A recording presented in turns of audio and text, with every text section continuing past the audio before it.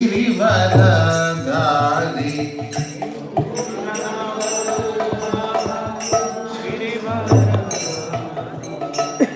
गोपी जन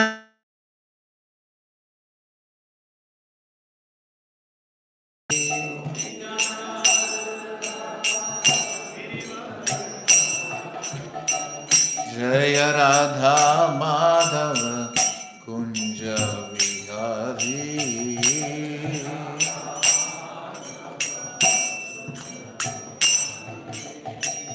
जय राधा माधव कुंज विहारी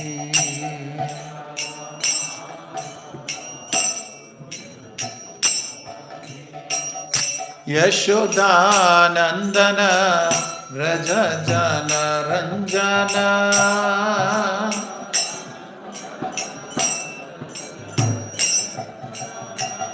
यशोदानंदन व्रज जन रंजन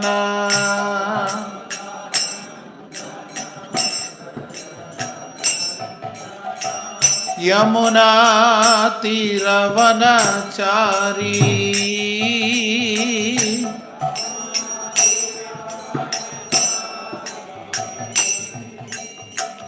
यमुना तीरवनचारी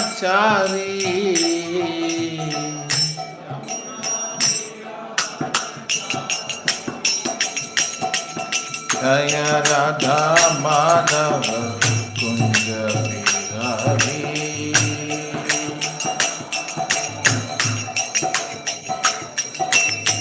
जय राधा माधव कुंज विहारी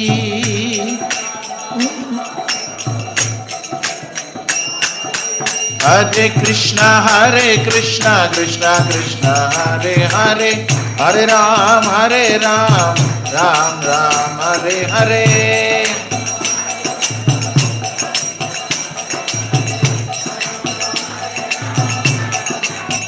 हरे कृष्ण कृष्ण कृष्ण हरे हरे हरे राम राम राम हरे हरे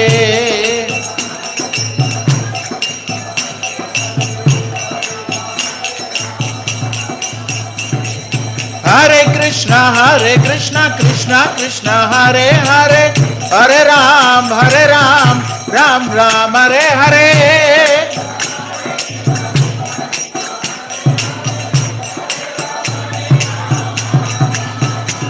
हरे कृष्ण कृष्ण कृष्ण हरे हरे हरे राम राम हरे हरे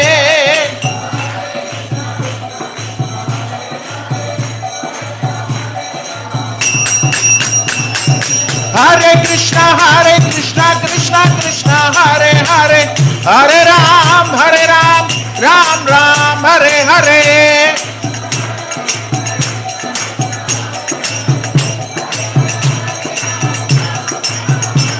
हरे कृष्ण कृष्ण कृष्ण हरे हरे हरे राम राम हरे हरे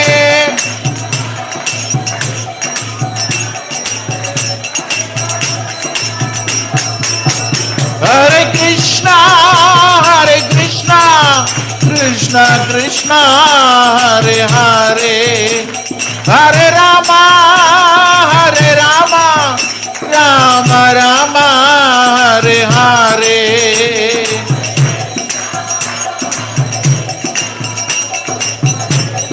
हरे हरे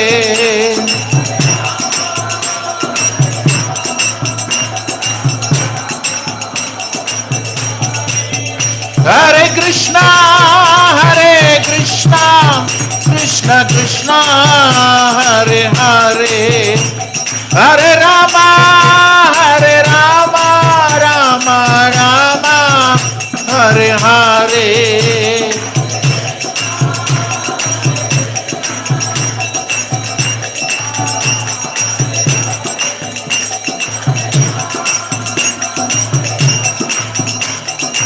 हरे हरे जय Prabhupada Srila Prabhupada Prabhupada, Srila Prabhupada.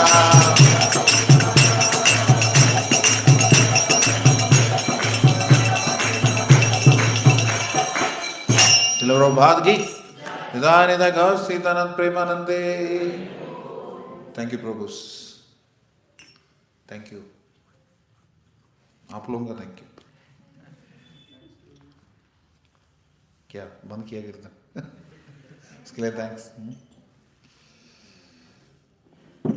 You know, I like the way you play mridanga. You know why? Because आप ज़्यादा हवा नहीं करते. उसके लोग इससे सब करते हैं, देखते हैं, जाते हैं. Casually you play. It's the best way to play. Good.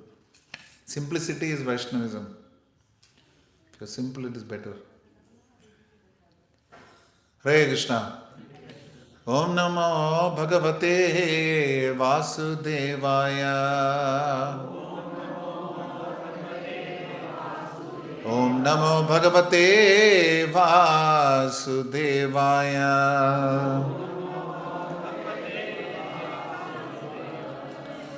Om Namo Bhagavate Vasudevaya.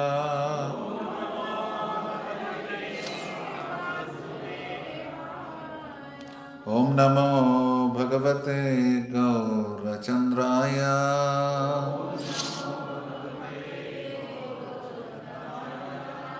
Om Ajnanatimirandhasya Jnananjanashalakaya Chakshurunmilitam Yena Tasmai Shri Gurave Namaha. Sri Chaitanya Manobhishtam Stapitam Yena Bhutale Swayam Rupa Kada Mahyam Dadati Swapadantikam Vandeham Sri Guru Sri Yudapadakamalam Sri Gurun Vaishnavangcha Sri Rupam Sagrajatam Sahagana Raghunathan Vitam Tam Sajivam Sadvaitam Savadhutam Parijana Sahitam Krishna Chaitanya Devam Shri Radha Krishna Padan Sahagana Lalita Shri Vishaghan Vitamsha He Krishna Karuna Sindho Dinabandho Jagatpate Gopesha Gopika Kanta Radha Kanta Namostute Tapta Kanchana Gaurangi Radhe Vrindavaneshwari Vrishabhanu Sute Devi Pranamami Haripriye Vancha Kalpatarubhyascha Kripa Sindhubhya Evacha Patitanam Pavanebhyo Vaishnavebhyo Namo Namaha. Jaya Sri Krishna Chaitanya Prabhu Nityananda Shri Advaita Gadadhara Shri Vasadi Gaura Bhakta Vrinda. Hare Krishna Krishna Krishna Hare Hare Hare Rama Rama Rama Hare Hare. Mukam karoti vachalam pankam langhayate girim yat kripatamaham vande Shri Gurum Dinatarinam Paramananda Madhavam Sri Chaitanya Ishwaram. Namo Om Vishnupadaya Krishna Prishtaya Bhutale Srimate Bhaktivedanta Swamin iti namine. Namaste Saraswate Deve Gauravani Pracharine Nirvishesha Shunyavadi Pashyatya Desha Tarane.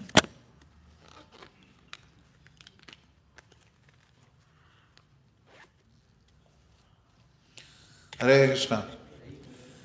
आज का विषय वस्तु कुछ सबके लिए practical है, क्योंकि साल के अंत में, हालांकि ये हमारे साल का अंत नहीं है, ये अंग्रेजों के साल का अंत है, जो भी इस्कॉन भक्तों को बस बहाना चाहिए उत्सव मनाने के लिए कुछ ना कुछ. सोचो कि वैष्णव के तिरुभाव को भी तिरुभाव तिथि महामहोत्सव मनाते हैं और 56 भोग लगाते हैं. हाँ बिल्कुल सही. बाहर की दुनिया में कुछ नहीं होगा. प्रभु जी बोलते तो कुछ नहीं होगा. बाहर की दुनिया में कुछ नहीं होगा और हर चीज के लिए दुख ढूंढते रहते हैं, क्योंकि है दुखालय. हम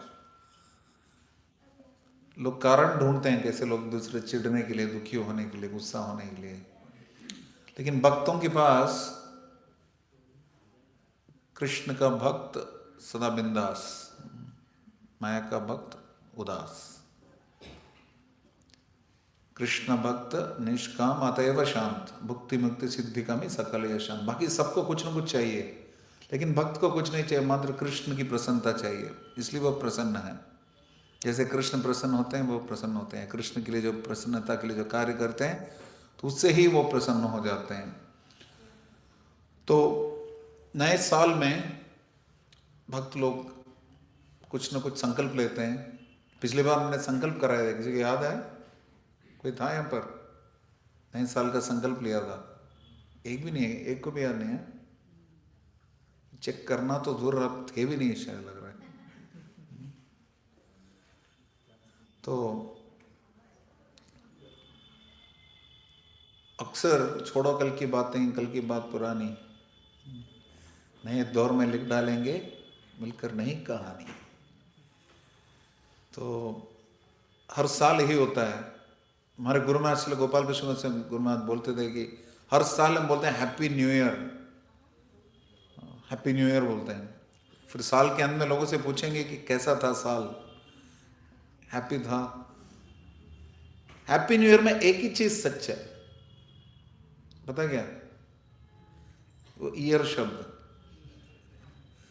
ना हैप्पी है ना न्यू है। समस्या भी वही है, हर साल की समस्या, जन्म मृत्यु जरा व्याधि का अलग अलग परिवेश। हैप्पी तो भूल ही जाओ, दुख के अभाव का हम सुख समझते हैं भौतिक जगत में, इसलिए प्रभुपाद बोलते हैं। तो मैं सोच रहा था कि कुछ तत्व बताएं जिससे कि भक्तों के बीच के संबंधों को स्थिर रखें। भक्तों के बीच जो जितना भी संबंध है वो सुस्थिर रहें, सुदृढ़ रहें, श्रील प्रभुपाद के आंदोलन को सशक्त बनाने में सहायक बने। उसके लिए श्रील भक्ति तीर्थ महाराज ने कुछ सिद्धांत प्रस्तुत किए जो हमारे समुदाय के लिए, भक्त समुदाय के विकास के लिए कुछ उन्होंने सिद्धांत बताए। 4 सिद्धांत प्रमुखता बताए, उसी से अनुबंधित हम कुछ बात करेंगे। पहला सिद्धांत है मोबाइल बंद करना। नहीं, वो नहीं था, करना है।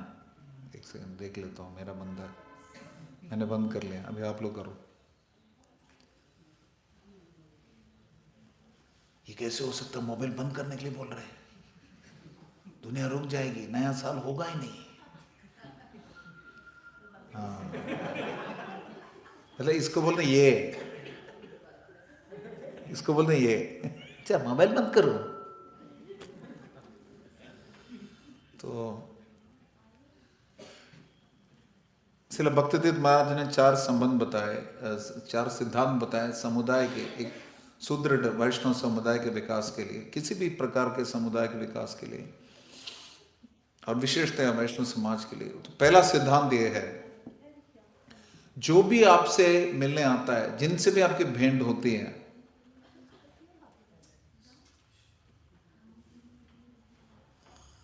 जो भी आपसे मिलने आता है, उनके साथ ऐसा व्यवहार कीजिए कि उस व्यक्ति के साथ जो व्यवहार है उसी पर आपका आध्यात्मिक विकास आधारित है। इस व्यक्ति के साथ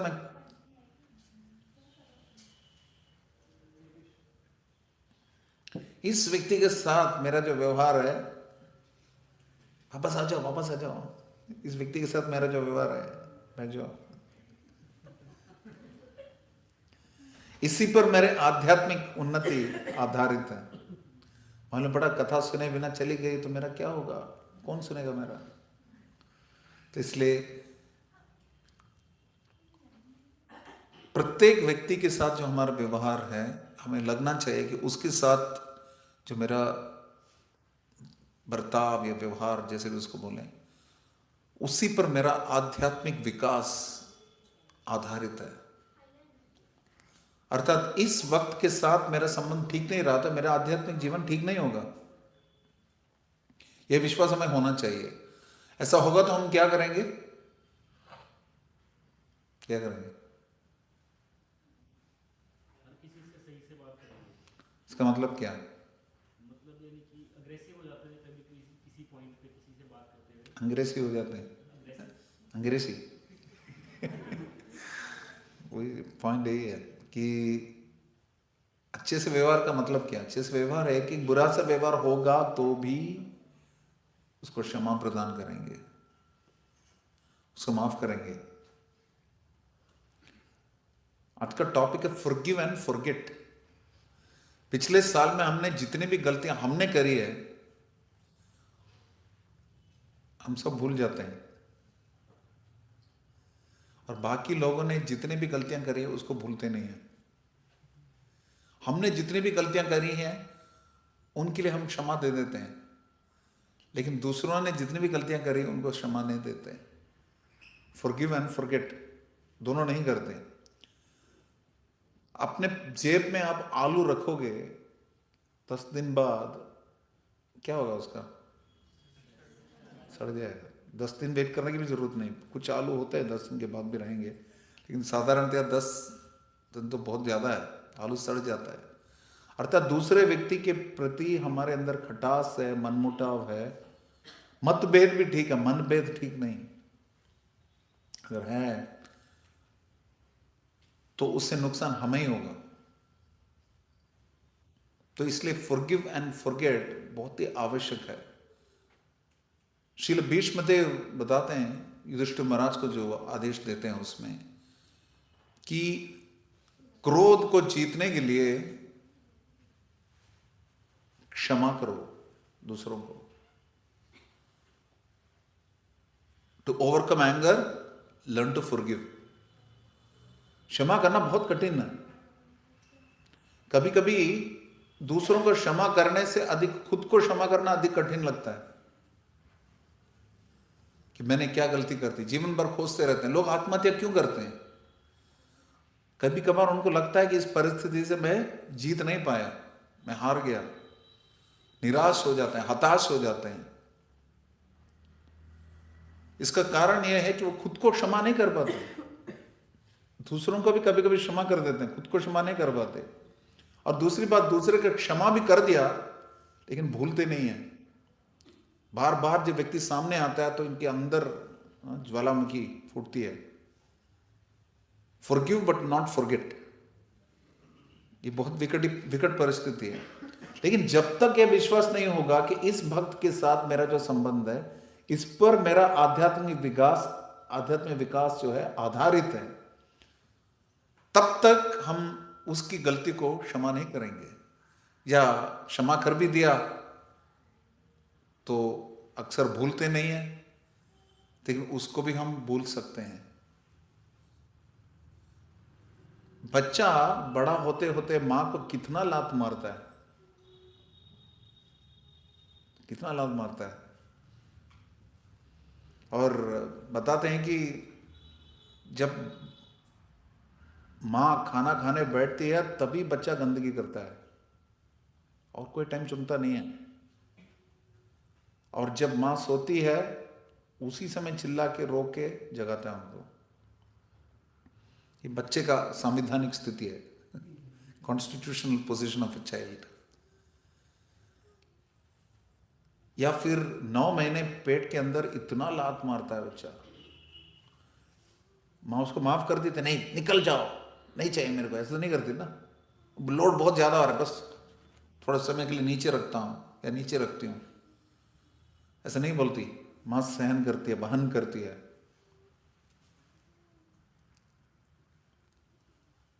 तो इसका मतलब यह है कि जो व्यक्ति हमारे लिए प्रिय है उसकी गलतियां हम माफ कर देते हैं,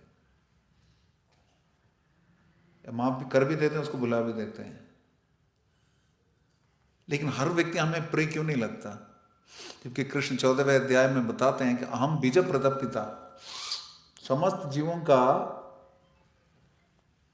बीज प्रदान करने वाला पिता मैं ही हूं। तो फिर प्रत्येक व्यक्ति के साथ हमें भाई बहन का या भाई भाई का संबंध होना चाहिए ना। वो क्यों नहीं होता? वो इसलिए नहीं होता कि हमारे अंदर मिथ्या अहंकार का कीड़ा है। मैं क्यों माफ करूं, पहले उसकी बारी है, ऐसे हमें लगता है। लेकिन जब व्यक्ति को दूसरे व्यक्ति को जब माफ करते हैं उसमें मन जितना हल्का होता है, हमें समझना चाहिए ये स्वार्थ, सबसे बड़ा स्वार्थ है। दूसरे को माफ करेंगे तो हमारे लिए अच्छा है।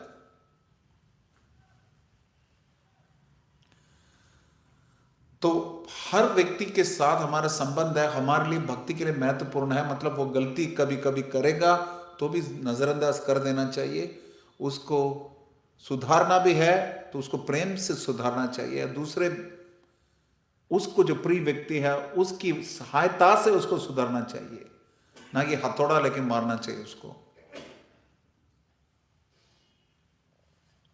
तो दोनों आवश्यक है, क्षमा करना भी आवश्यक है, जो गलती करी गई है उसको भुला देना भी आवश्यक है।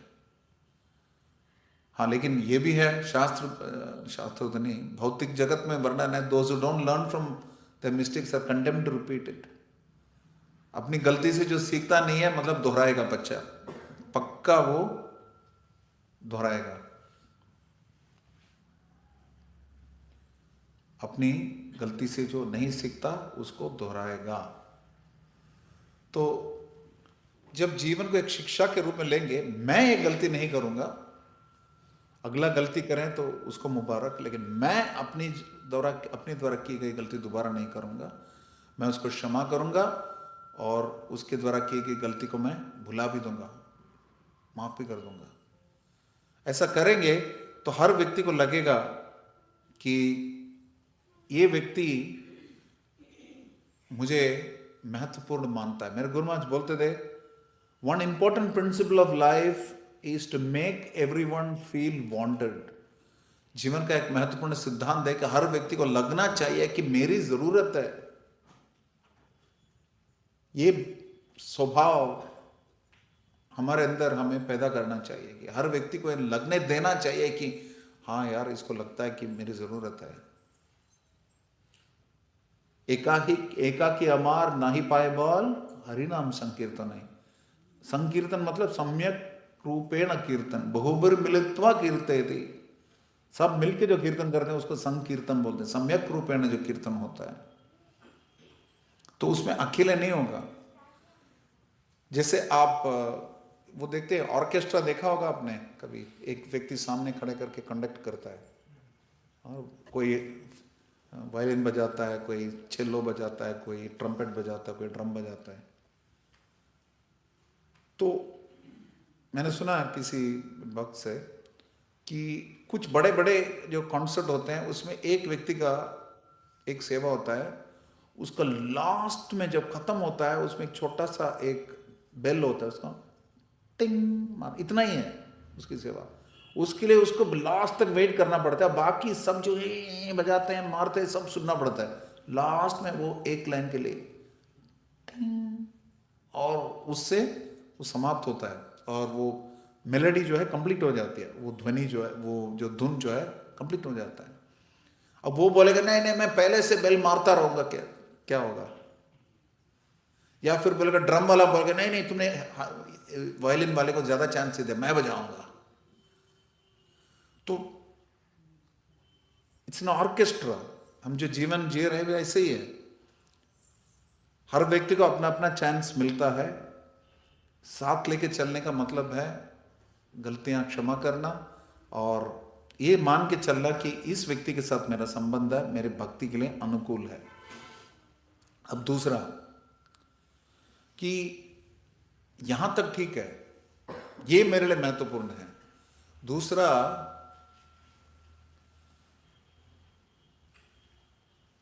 मैं उसको क्या अनुभव दूंगा। वो अनुभव है प्रत्येक व्यक्ति को लगना चाहिए, हमें लगना चाहिए कि इस व्यक्ति के साथ जो मिल रहा हूं, मुझे इस व्यक्ति के साथ इतना प्रेम का व्यवहार रखना चाहिए जितना मैं उस व्यक्ति के साथ रखता हूं जो मेरा सबसे प्रिय है। Love them like your dearest. आत्मवत सर्वभूतेषु। हम सबसे ज्यादा हमें कौन अच्छा लगता है? खुद से ज्यादा कौन है? स्वयं ही सबसे अच्छा लगता है हर व्यक्ति को। तो स्वयं के प्रति जो व्यवहार हम करना चाहेंगे, do unto others as you would have done unto you, अंग्रेजी में बोलते हैं। हमारे प्रति हम क्या व्यवहार अपेक्षित रखते हैं, उसकी क्या अपेक्षा करते हैं, हमारे प्रति किस प्रकार का व्यवहार होना चाहिए, वही व्यवहार हमें दूसरों को भी देना चाहिए। एक पक्ष ये है। दूसरा पक्ष यह है कि मान लो कि हमें कोई व्यक्ति बहुत प्रिय है, उस व्यक्ति के साथ आप क्या व्यवहार करोगे, वही व्यवहार जितने भी लोग हमारे संपर्क में आएंगे उनके साथ भी करना चाहिए। उससे हमारी भक्ति भी सुरक्षित रहेगी, उस भक्त के साथ हमारा संबंध भी सुदृढ़ रहेगा, और आगे जाकर हमारे संबंध इतने मधुर होंगे कि हमारे मित्रों की जो श्रृंखला है बढ़ती जाएगी। भौतिक जगत का उद्देश्य क्या है? दोस्त बनाना। हर कोई अपना अपना दोस्त बनाना चाहता है, कोई ये क्लब, कोई वो club. Stock market exchange association, Prabhupada बोलते हैं, स्टॉक मार्केट के ट्रेडर्स एसोसिएशन होता है, मर्चेंट्स एसोसिएशन होता है, सब क्लब्स होते हैं। ये सब उद्देश्य क्या है? दोस्तों के साथ, अंग्रेजी में क्या बोलते हैं, हैंग आउट, हैंग आउट, उसके लिए।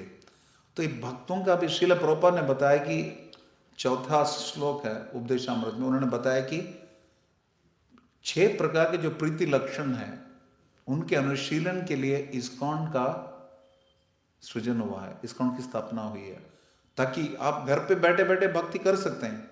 लेकिन मंदिर क्यों बनाए गए? कि यहाँ पे भक्तों का संग मिलता है।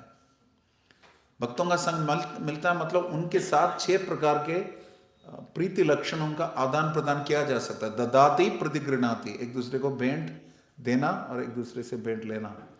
गुह्यम आख्याति पृच्छति, हृदय की बात दूसरे को खुलासा करना, और उनके हृदय की बात हमें सुनना है, उनको मदद करना है भक्ति में आगे बढ़ने के लिए। और 5वां छठा क्या है? भुंगते भोजते चेवा। हालांकि आज एकादशी है, फिर भी भुंगते भोजते चेवा, दूसरों को प्रसाद खिलाना, उनके द्वारा खिलाए गए प्रसाद को स्वीकार करना। ये 6 प्रकार के प्रीति लक्षण जो है, इनके अनुशीलन के लिए इस्कॉन की स्थापना हुई है। इतने मंदिर बने जाते हैं, इसलिए मंदिर इसलिए बनाए जाते हैं कि अधिक से अधिक भक्तों का संग प्राप्त हो।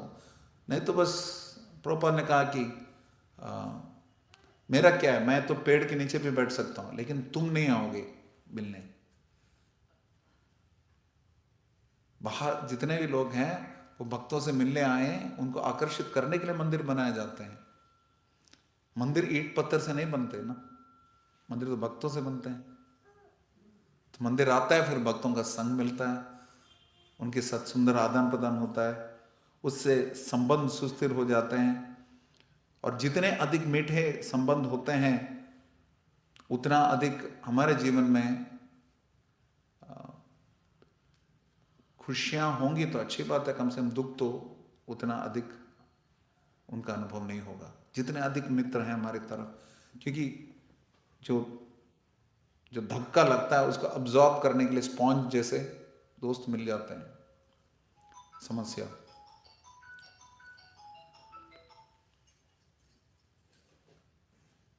तो पहला सिद्धांत यह है कि जो भी व्यक्ति हमें मिले, हमें लगना चाहिए कि इस व्यक्ति के साथ मेरा संबंध है, वो मेरे भक्ति के लिए सबसे महत्वपूर्ण है। और दूसरा कि जो मेरा सबसे प्रिय व्यक्ति है उसके साथ जो मेरा संबंध है वही संबंध मैं सबके साथ स्थायी रखूंगा। और तीसरा, always see yourself as a beginning of each conflict. जितनी भी समस्या होती है, लड़ाई झगड़ा होता है, ये मान के चले कि शुरुआत हमारे से ही है, ये सोच के चलें। ऐसा है तो क्षमा करना बहुत आसान हो जाएगा दूसरे को। स्वयं के अंदर की योग्यता बेचारे किछु नहीं पाए, हमारे अंदर कोई योग्यता नहीं है।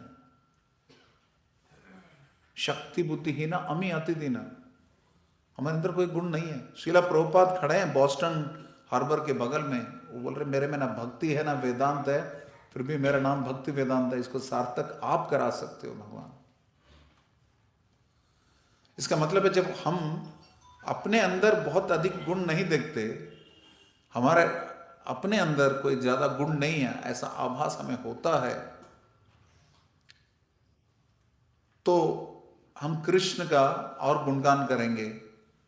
मैं इतना छोटा हूं, कृष्ण इतने बड़े हैं। और ये भी लगेगा कि बाकी जितने भी लोग हैं उनके अंदर इतने सारे गुण हैं। ये विनम्रता का भाव है। इस विनम्रता के भाव से हमें लगेगा कि जो भी समस्या हुई है जिसमें अधिकतर मेरी गलती है, ऐसा है तो लोगों को क्षमा करना हमारे लिए बहुत आसान हो जाता है। इसमें सही गलत की बात नहीं है। किसी को आप क्षमा कर देते हो, इसका मतलब यह है कि सही गलत से ज्यादा उस व्यक्ति के साथ संबंध को आप ज्यादा महत्वपूर्ण मानते हो। मैं सही हूं या गलत हूं कोई फर्क नहीं पड़ता, लेकिन इस व्यक्ति के साथ जो मेरा संबंध है बहुत ही महत्वपूर्ण है। तो ये तीसरा सिद्धांत है कि अपने आप को हर झगड़ा, हर मसला, हर समस्या, हर संघर्ष के पीछे मैं ही हूं। इसके साथ समस्या हो रही है, मुझे ये करना नहीं चाहिए था। मान लीजिए 1 सेकंड के लिए आप सही है, वो गलत है, मान लीजिए 1 सेकंड के लिए, और आपने उसे क्षमा मांगी या उसको क्षमा कर दी, तो कृष्ण उसे प्रसन्न होंगे नहीं होंगे? क्या लगता है आपको?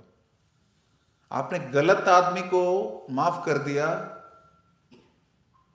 और आपने सही आदमी को माफ कर दिया, मतलब जो गलती नहीं करी है उसको आपने माफ कर दिया, और जिसने गलती करी है आपने उसको माफ कर दिया। दोनों में से किस में ज्यादा कृपा पॉइंट्स मिलेंगे?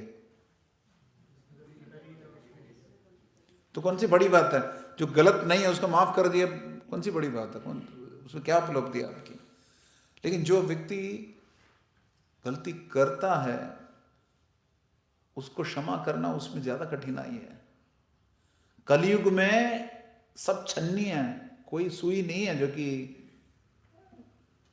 छन्नी से सुनता है तुम्हारे अंदर छेद है करके। छन्नी छन्नी को बोलता है, कलो दोष नेते राजन अस्ति केको महद गुण कीर्तनादेव कृष्ण से मुक्त संग परम प्रचेत। मात्र श्री कृष्ण के संकीर्तन से व्यक्ति परम ध्येय को प्राप्त कर सकता है। बाकी सब दोष ही दोष है। जो सब में दोष है तो उनको क्षमा करने में क्या दिक्कत है? मेरे में भी दोष है, आपके अंदर भी दोष है, तो मैं आपको माफ करूं तो कौन सी बड़ी बात है? ये तो करना ही चाहिए, मान के चलना चाहिए गलतियों को माफ करना। हाँ, ये बात अवश्य है कि हो सकता है कि आंदोलन के विकास के लिए, प्रचार के विकास के लिए या समाज के विकास के लिए किसी भी प्रकार के व्यक्ति के गलत व्यवहार से बाधा आ सकती है।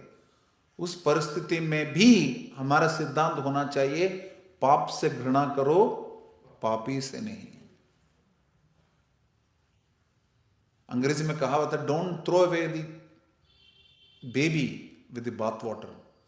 बच्चे को नहला रहे हो, पानी फेंक रहे हो, साथ में बच्चे को भी फेंक दिया। ऐसा नहीं होना चाहिए। तो यह आवश्यक है। इस परिस्थिति में हमें अपने आप को दोषी ठहराना कोई गलत बात नहीं, कोई बड़ी बात नहीं है। ठीक है, मैं दोषी हूं। हमारे बॉम्बे में एक बात चलती थी बहुत पहले जब नौकरी में था। ठीक है बाबा, तू चैंपियन, मैं कटलेट। तू चैंपियन, मैं कटलेट। हमारे सर्वप्रिय प्रभु के भाई वो बोलते थे, ठीक है बाबा, तुम हार गए, मैं जीत गया।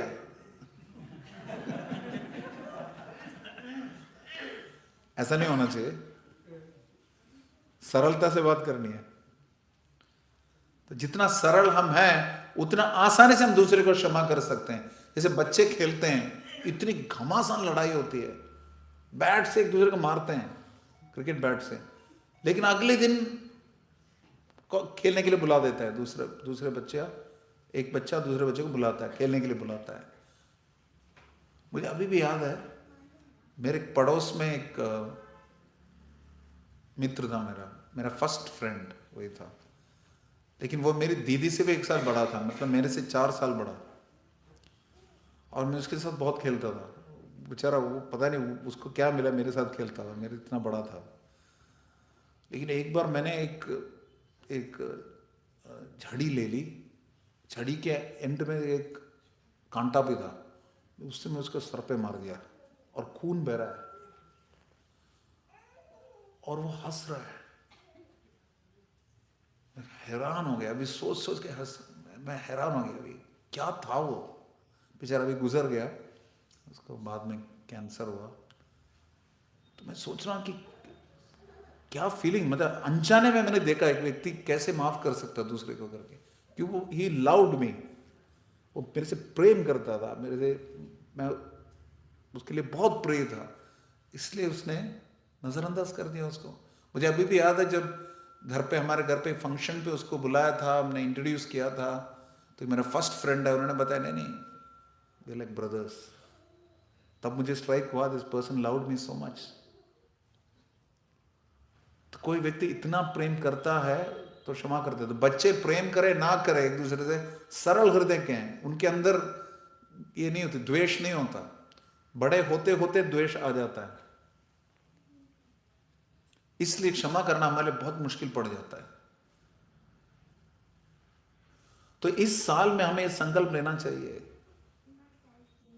कि 10 में से 9 बार मैं अपनी गलती मानूंगा कम से कम, और 10 में से कम 1 बार तो मेरी गलती नहीं है तो भी मान लूंगा। क्योंकि भक्ति में आने के बाद भी हम ईटिंग छोड़ सकते हैं, स्लीपिंग छोड़ सकते हैं, मेटिंग छोड़ सकते हैं, डिफेंडिंग नहीं छोड़ सकते। एक बार परम पूज्य भक्ति बृहद भागवत स्वामी महाराज के खिलाफ कुछ आरोप हुआ था, मैनेजमेंट रिलेटेड कुछ, तो उनसे प्रश्न किया था परम पूज्य श्री गोपाल कृष्ण गोस्वामी गुरु महाराज ने।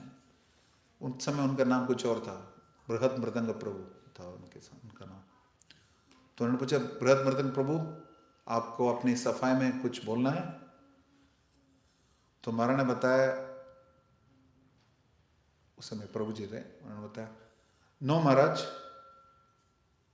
जो डिफेंडिंग करते हैं, आत्मसुरक्षा करते हैं, वो जानवर है, मैं जानवर नहीं हूं।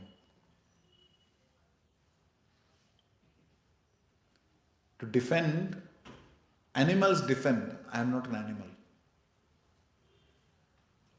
यह विश्वास होना चाहिए, धर्मो रक्षति रक्षिता, मैं धर्म के अनुसार चलूंगा तो धर्म मेरी सुरक्षा करेगा। तो इसमें बिल्कुल रंच मात्र भी संदेह नहीं होना चाहिए। भगवान बोल रहे हैं, ना ही कल्याणाकृत कश्चित दुर्गतिम तात गच्छति। जो अच्छा काम करता है उसके साथ कभी बुरा नहीं होता। माफ कर दिया तो क्या कर दिया, कौन सा तीर मारा। माफ करना तो आपका जन्म सिद्ध आपसे अपेक्षित है। श्रील प्रभुपाद से एक भक्त ने लेटर लिखा, लेटर में उन्होंने बताया कि ये भक्त, फलाना भक्त मुझे बहुत तंग कर रहा है, मैं कब तक उसको सहन करूं, कैसे उसको सहन करूं। तो एक भक्त को लिखा, सहन करने की कोई सीमा नहीं है, सहन करते रहो। दूसरे भक्त को लिखा, उसको ऐसा सहन करो जैसे मैं तुम्हारा सहन कर रहा हूं। तो एक कविता थी अंग्रेजी में, महात्मा प्रभु जो कि श्रील प्रभुपाद के शिष्य हैं और इस्कॉन के दीक्षा गुरु हैं, उन्होंने लिखा था, बहुत ही सुंदर कविता। कुछ लोग आपने पढ़े भी होंगे, अंग्रेजी में, उसके लाइन तो मुझे याद नहीं, लेकिन इस प्रकार बोलते हैं कि मेरी मृत्यु हो गई, मैं पहुंचा गोलोक। मैंने गोलोक में पहुंच गया तो मैंने देखा कि वहां मेरे गुरु मेरा स्वागत कर रहे हैं और साक्षात कृष्ण वो देखो वहां पे खेल रहे हैं। उन्होंने मुझे स्वागत किया और मुझे आलिंगन किया, और मैंने चारों तरफ देखा तो मैंने देखा कि वहां पे वो भक्त मिल रहा है जो सबसे झगड़ा करता था, और वहां पे दूसरा भक्त मिल रहा है जिसने संकीर्तन के पैसे की चोरी करी, और तीसरा वहां पे वो भक्त मिल रहा है जो महाप्रसादम सब कुछ बटोर देता था, खुद खाता था, दूसरे को नहीं देता था। वहां पे वो माता जी मिली जो घर के लिए डीटी किचन का माल लेके चली जाती थी। इसलिए बोला कि माता जी का ना लगे, सिर्फ प्रभु जी। तो ये सब यहां कैसे आए, और मैं हैरान, ये सब मेरी तरफ घूर क्यों रहे हैं। तो उसके गुरु ने बताया कि बेटा वो सब तुम्हारी तरफ देखे ये सोच रहे कि ये यहां कैसे आया।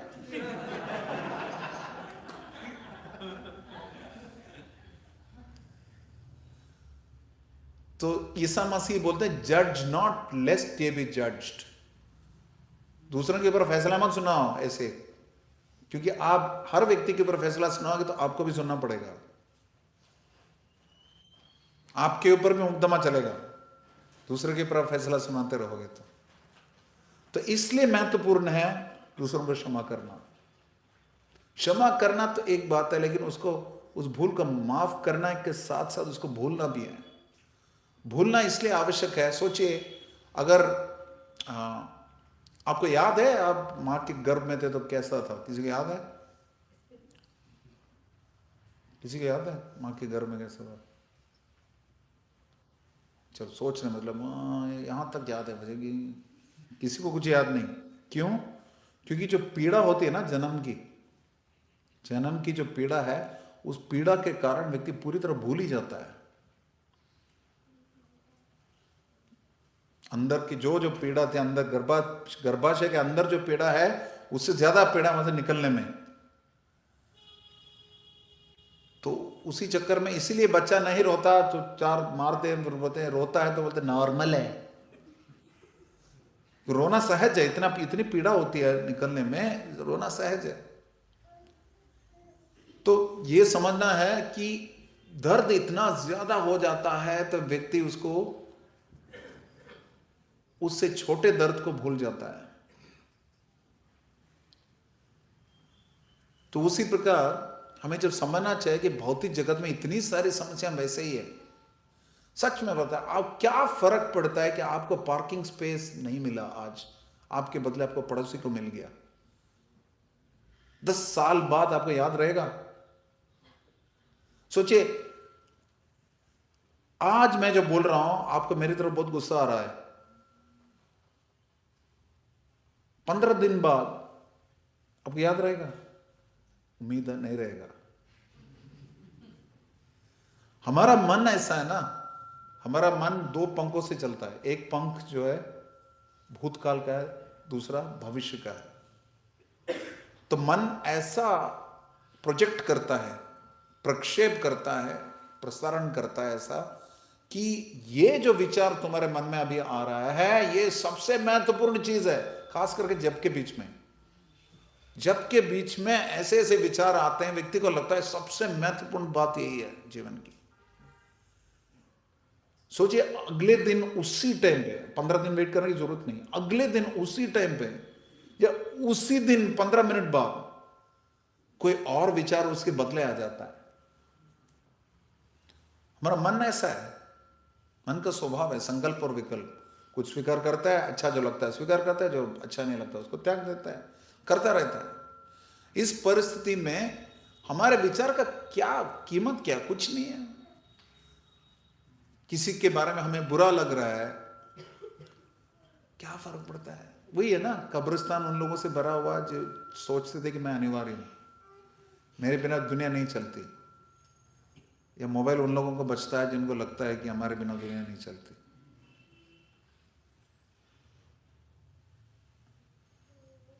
इसका मतलब है कि हम अपने मन के अनुसार चलते हैं। मनोगणित कार्य इसी को बोलते हैं। मन के हम गुलाम हैं, मन के हिसाब से हम चलते हैं। इससे हम दूसरों को माफ नहीं कर पाते, और माफ कर भी जाते हैं भुला नहीं पाते। जबकि भगवान 15वें अध्याय के 15वें श्लोक में क्या बोल रहे हैं? सर्वस्य चाहम हृदय सन्निविष्टो मत्तः स्मृतिर ज्ञानम अपोहनम च। मैं ही सबको ज्ञान देता हूं, सबके हृदय में हूं, सबको ज्ञान देता हूं, स्मृति देता हूं और विस्मृति भी देता हूं। भगवान को भूलने की अनुमति भी भगवान ही देते हैं। हम नास्तिक इसलिए बनते हैं कि हम चाहते हैं भगवान को भूल जाए, भगवान से अलग हम भोगना चाहते हैं। 10 बार हम हट लगाते हैं, भगवान बोलते हैं बेटा तुम्हारे लिए अच्छा नहीं है, फिर भी तुम्हें इतना जरूरी लग रहा है तो ठीक है मुझे भूल सकते हो। लेकिन भगवान ऐसे नहीं छोड़ते। भगवान अपने भक्त को भेजते हैं, गीता भेजते हैं, मंदिर बनवाते हैं, खुद आते हैं, कभी कभी अपने प्रामाणिक प्रतिनिधि को भेजते हैं, अपने अवतार को भेजते हैं, ताकि बार बार बार बार बुलावा आता है भगवान से कि वापस आ जाओ बेटे, वापस आ जाओ, तुम्हारे लिए नहीं है भौतिक जगत।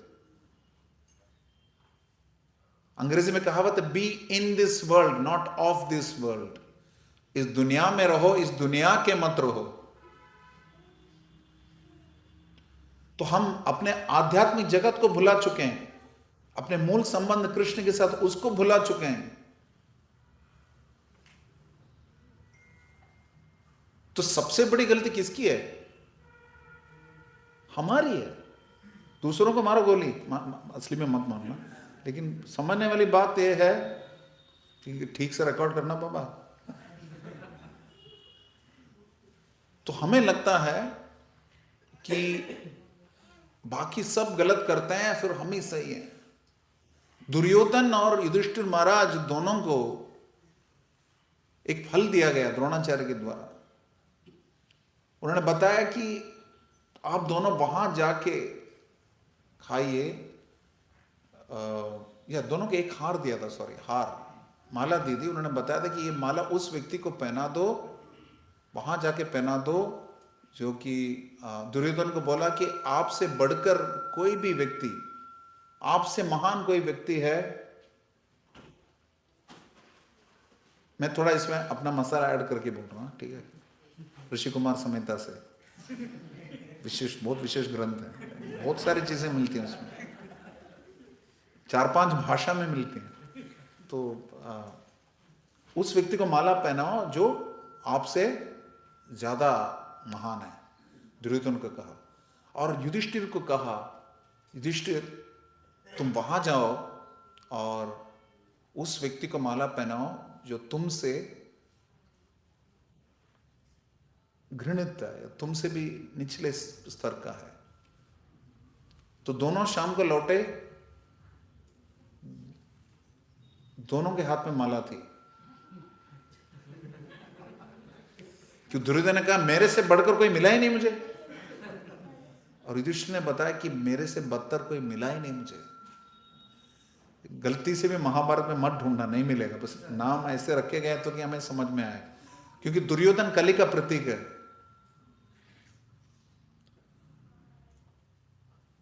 इसका ओरिजिनल वर्जन कुछ और है, मैं थोड़ा मसाला भी ऐड कर देता हूं कभी कभी। लेकिन सत्य से सोचे कि ये सोचे कि नाम बदल दिए एक सेकंड के लिए। गुरु ने 2 बच्चों को भेजा, एक साक्षात कली स्वभाव का था और दूसरा बिल्कुल धर्म का प्रतीक था, नाम नहीं। Any similarity to historical characters is purely coincidental. संजोगवश युधिष्ठिर और कुरु और दुर्योधन जैसे लगेंगे, लेकिन सोचिए बात यह है, क्योंकि हम अपने आप को बहुत बड़ा तोप समझते हैं, इसलिए हम लोगों को उड़ा देते हैं। लोगों को क्यों उड़ाते हैं हम लोग? कि अपने आप को बहुत बड़ा तोप समझते हैं। लोगों को हम घाव क्यों पहनता है, घाव क्यों देते हैं हम? कि हमें लगता है कि हमने जो भी किया बहुत बड़ा तीर मारा। हमें लगता है अपने अचीवमेंट बहुत ज्यादा है, इसलिए do unto others as you would have done unto you. दूसरों के प्रति वो व्यवहार करना चाहिए जो जिस व्यवहार की अपेक्षा हम करते हैं हमारी तरफ। और चौथी बात, पहली बात है कि हर व्यक्ति के साथ वो व्यवहार करे इस भाव के साथ कि मेरे इसके साथ जो संबंध है, हाँ, वो मेरे भक्ति के लिए सबसे महत्वपूर्ण है। और दूसरा, उस व्यक्ति के साथ जो हमारा सबसे प्रिय है, जो व्यवहार करते हैं, वही व्यवहार सबके साथ करें। तीसरा, हमारे अंदर जितनी भी समस्याएं हैं, हमारी गलती को हम मान लें। गलती मानना बहुत बड़ा सही काम है। सबसे सही काम है अपनी गलती मानना। जितनी भी असमंजस बातें होती है, जहां भी किसी भी प्रकार का मनमुटाव आता है, हमें ये मान के चलना चाहिए मेरा इसमें क्या योगदान था, ये देखें मैं क्या सही कर सकता था। इस भाव से उसको संबोधित करेंगे तो उसका समाधान आसानी से हो जाएगा। और चौथी बात ये याद करना है कि हमारे साथ जितने भी हैं जैसा भी उनका साथ संबंध है उसका उचित मूल्य देते रहिए।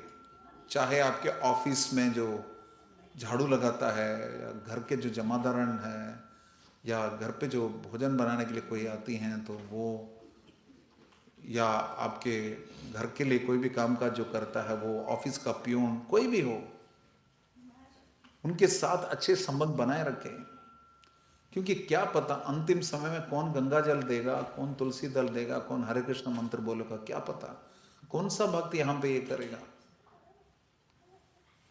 एक पहले भी शायद मैंने यहां पे बताया था, मुझे याद नहीं, एक यात्रा में अचानक लोग मंदिर आना बंद कर दिए। 2-3 जगह मैंने ये स्टोरी मायापुर में कई साल पहले सुनी थी एक भक्त से, उसको कई बार चेप चुका हूं। हमारा वही है कॉपी पेस्ट, बीच बीच में बहुत सारा कॉपी पेस्ट आता है। ओरिजिनल एक ही संदेश है गीता का, बाकी सारा कॉपी पेस्ट। तो उन्होंने बताया कि मंदिर में लोग कम आते थे, कमाते थे नहीं, कम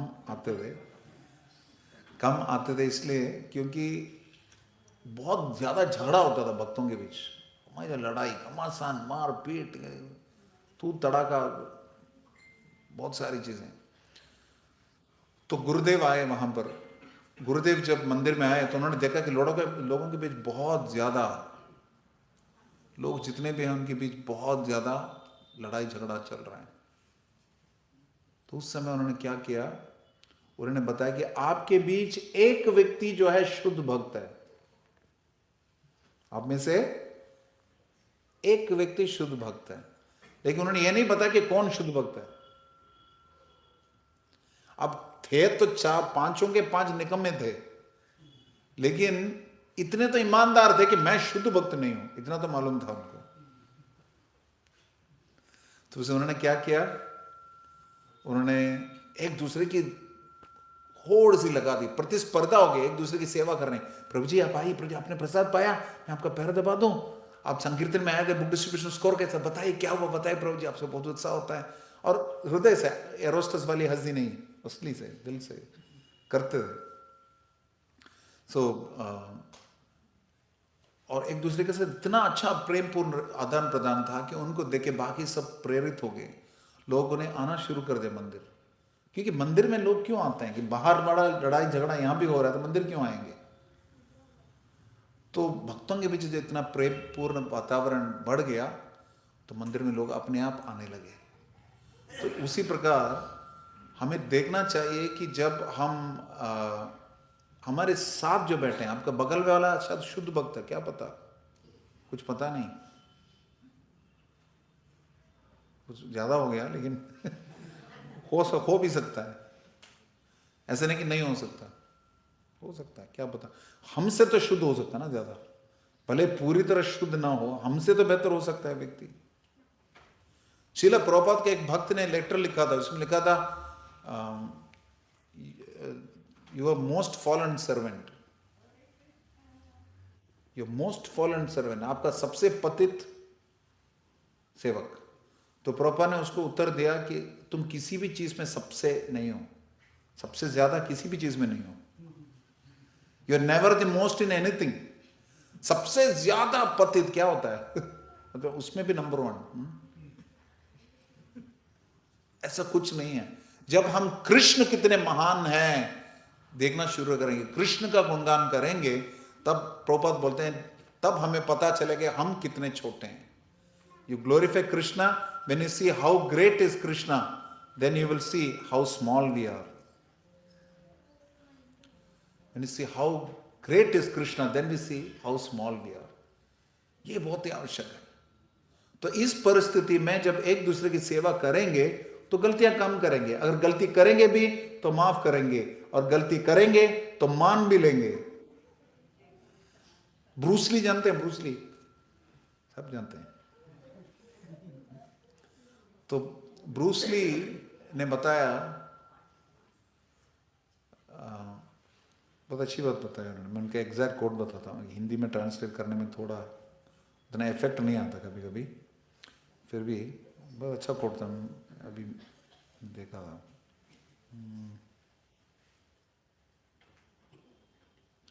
गलतियां जितनी भी होती है ना, वो हमेशा माफ करने योग्य है। ब्रूस ली ने बताया, गलतियां जितनी भी होती हैं वो माफ करने योग्य हैं, खास करके जब आप उनको मानने के लिए हिम्मत रखते हो। गलतियां जितनी भी होती है माफ करने योग्य हैं, मतलब हमको लगता है कि दूसरे की गलती की बात होती है, करेक्ट। लेकिन ब्रूस ली बोल रहे हैं खास करके जब आपके पास हिम्मत है मानने के लिए कि मैंने गलती करी है, तो इसके लिए हिम्मत चाहिए। गलतियां मानने के लिए बहुत ज्यादा हिम्मत चाहिए। सॉरी बोलना बहुत कठिन बात है। सॉरी बोलना बहुत ज्यादा कठिन बात है। दूसरे को क्षमा करना बहुत कठिन है, खुद को कठिन क्षमा करना कभी कभी उससे भी कठिन है। और दूसरे ने जो गलती करी है उसके लिए उनके प्रति हमारे हृदय के अंदर की खटास या कड़वापन, उसको निकालना बहुत मुश्किल है। दूसरे ने हमें जो दर्द दिया, उस दर्द को भुलाना बहुत कठिन होता है। तो सोचिए जब ये कार्य हम करेंगे तो भगवान के कितने प्रिय होंगे। हमारी अपनी गलती है, हमने माफी मांग ली तो कौन सा तीर मारा, तो मांगना ही था। लेकिन मोहन रूप प्रभु ने एक बार मुझे बताया था, when we tolerate Krishna takes over. गलती की परिस्थिति में जब हम सहन करते हैं तब कृष्ण संभाल लेते हैं परिस्थिति। क्या बोलते हैं, कितने दिन की जिंदगी है कुछ पता नहीं। एक चॉकलेट खाने की इच्छा भी है तो वापस आना पड़ेगा, ऐसा प्रोपा ने बताया। सोचो, तो दूसरे व्यक्ति के प्रति हृदय में मन मुटाव है तो कितने जन्म लेने पड़ेंगे। मतलब मैं इसको, जैसे 16वें अध्याय में आता है, मेरा शत्रु है ना ये भी मरेगा, अगला आएगा वो भी मरेगा, इसको भी मैं मारूंगा। इस प्रकार से चलता है आसुरी संपदा। 16वें अध्याय में प्रभुपाद ऐसा वर्णन करते हैं गीता में। तो हमारे अंदर की दूसरे प्रति की, जैसे बताया जाता है कि इंडियन सोल्जर पाकिस्तानी सोल्जर के ऊपर गोली चलाता है, पाकिस्तानी सोल्जर इंडियन सोल्जर के ऊपर गोली चलाता है। पाकिस्तानी के मन में इंडिया के प्रति घृणा है, इंडियन को पाकिस्तान के प्रति घृणा है। अगले जन्म में इंडियन जो है पाकिस्तान में पैदा होता है, पाकिस्तानी इंडिया में पैदा होता है। यम यम वापि स्मरण भावम त्यजत अंत्य कलेवरम। जिस भाव में शरीर त्यागते हैं उसी भाव में भारतीय के बारे में चिंतन करते हुए पाकिस्तानी शरीर छोड़ते हैं, अगले जन्म में पाकिस्तानी भारत में पैदा होता है। फिर ये सीमा वीमा हम बनाते हैं ना, परिधियां हम बनाते हैं,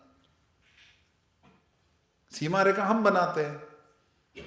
वैसे तो आत्मा के लिए कौन सा बॉर्डर है, एक 10,000वां हिस्सा है, उसके लिए कितना बड़ा बॉर्डर हो सकता है, उसको कैसे रोक सकते हैं। इसलिए जब अपनी, मेरा एक फेवरेट लाइन है, यहां भी बताया मैंने, शायद याद नहीं, मतलब सबसे पहले जो व्यक्ति बैठा है उसका मोबाइल बजा, सोचो।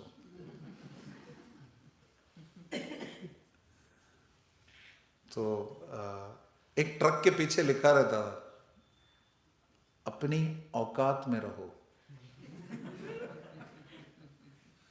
हमारे लिए सबसे बड़ा लाइन ये है, इस नए साल में हमारा संकल्प ये होना चाहिए, अपनी औकात में रहें। हमारी औकात क्या है, बाल के अग्रभाग का 1/10,000वां हिस्सा, वो है हम। इतना काहे को चहक रहे हैं हम लोग, किस चीज के लिए चहक रहे हैं, मुझे ये मालूम है, मुझे वो मालूम है, उसने मेरे साथ ये किया, उसने मेरे साथ ये नहीं किया, उसने मुझे हरे कृष्णा नहीं कहा, मुझे पनीर कम मिला, क्या क्या समस्या है। पता है, अपने शत्रु को आप माफ करेंगे, उससे ज्यादा उनको चिढ़ाने का और कोई तरीका नहीं है। अपने शत्रु को, दुश्मन को चिढ़ाना है तो सबसे बड़े तरीका उनको माफ कर दो। इब्राहिम लिंकन से किसी ने पूछा था कि आप शत्रु क्यों नहीं रखते, अपने शत्रुओं को कुछ नहीं करते, आप क्यों नहीं करते। तो उन्होंने कहा कि मैं अपने शत्रु को जब मित्र बनाता हूं तो अपने शत्रु को मारता हूं। शत्रु को मारने का सबसे बढ़िया तरीका उनको मित्र बनाना है। We destroy our enemies when we make them our friends. और एक इंपॉर्टेंट चीज बताना चाहता था, यदि हम किसी को माफ करते हैं, इसका मतलब है हम कोई प्रतिक्रिया नहीं देते। उसने जो भी गलती हमारी तरफ करी है उसकी तरफ कोई प्रतिक्रिया नहीं देते। इसको सही तरीके से हम अभ्यास करेंगे तो वैकारिक अथवा भावनात्मक पीड़ाओं से हम बच सकते हैं। जिससे क्या होता है, नेगेटिविटी हम छोड़ देते हैं, उससे हमारी सांस ठीक से चलती है, ब्रीथिंग पैटर्न अच्छा होता है, स्ट्रेस लेवल कम होता है, बहुत सारे फायदा हैं। मेडिकली भी दूसरे का माफ करना बहुत फायदा करता है। जैसे इस माइक को मैंने लगातार माफ किया है, हर बार वो आवाज देता है।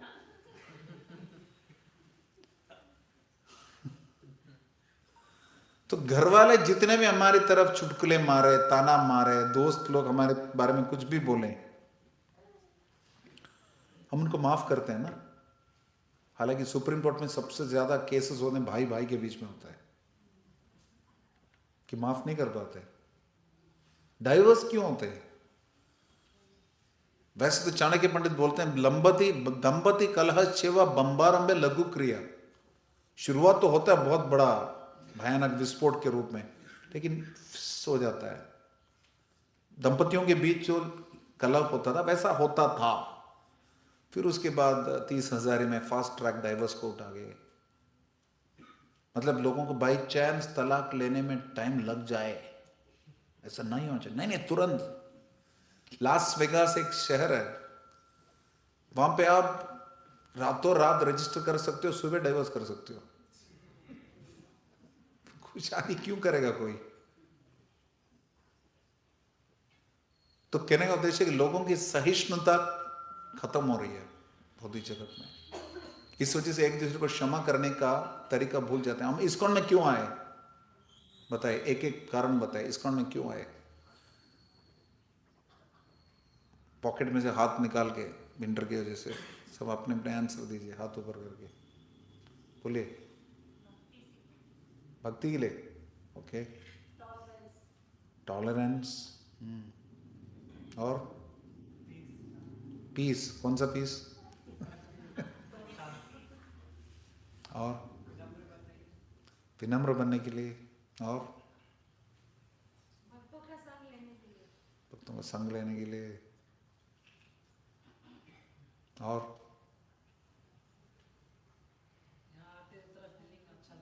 फीलिंग फीलिंग अच्छा लगता है। और अपने को बदलने के लिए क्या? जैसे इसने अभी बदला, ड्रेस पहना है ओडिसी डांस के लिए, वैसे गुड, अच्छा पॉइंट बताया आपने। और फ्रेंडशिप डेवलप करने के लिए,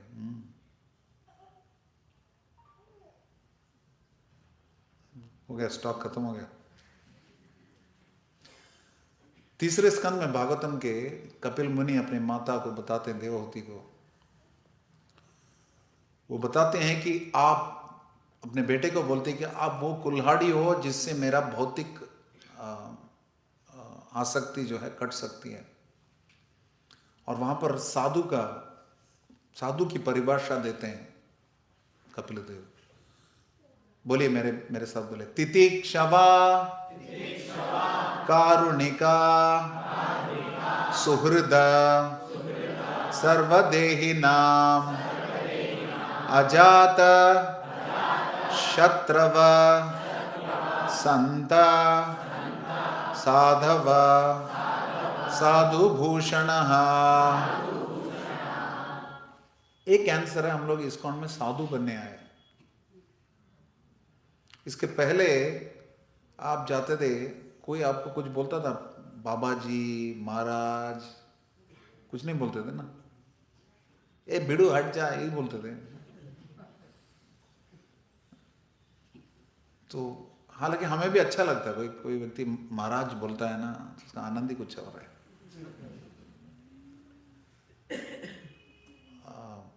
तिलक पहन के कोई व्यक्ति जाता है तो अपने आप लोग रेस्पेक्ट करना शुरू कर देते हैं। तो साधु का लक्षण वो नहीं है कि नाकेर तिलक गोलेर कंठी माला, ये कली का छेला होता है, वस्त्र कुछ भी पहन लें, लेकिन उसके अंदर साधु के लक्षण है। सबसे पहला लक्षण है तितिक्षवा, वो साधु जिसके ऊपर से कोई थूकता है, बार बार जाके नहाता है। स्टोरी सुना है? कितने लोगों ने सुना है? अरे मैं तो दूसरे जमाने से हूं बिल्कुल, हमारे तो बच्चे बच्चे जानते थे उस समय। तो एक साधु जो है नहाने जाता था गंगा में, और बार बार ऊपर खड़ा हुआ म्लेच्छ जो है उसके ऊपर थूकता था, और हर बार बिना कुछ बोले इस साधु जाके नहा के आता था। लास्ट में वो नीचे आकर उसने माफी मांग ली। ऐसा हर पंथ में है ये स्टोरी।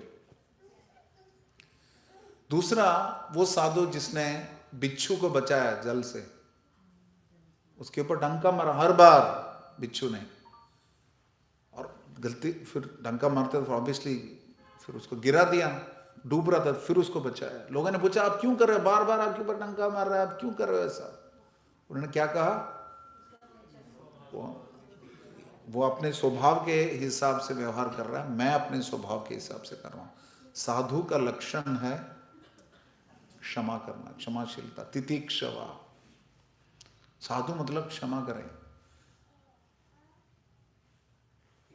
अर्जुन को कृष्ण जो उपदेश देते हैं उनमें से सबसे पहले उपदेशों में से एक है थाम तितिक्षस्व भारत, सहन करो।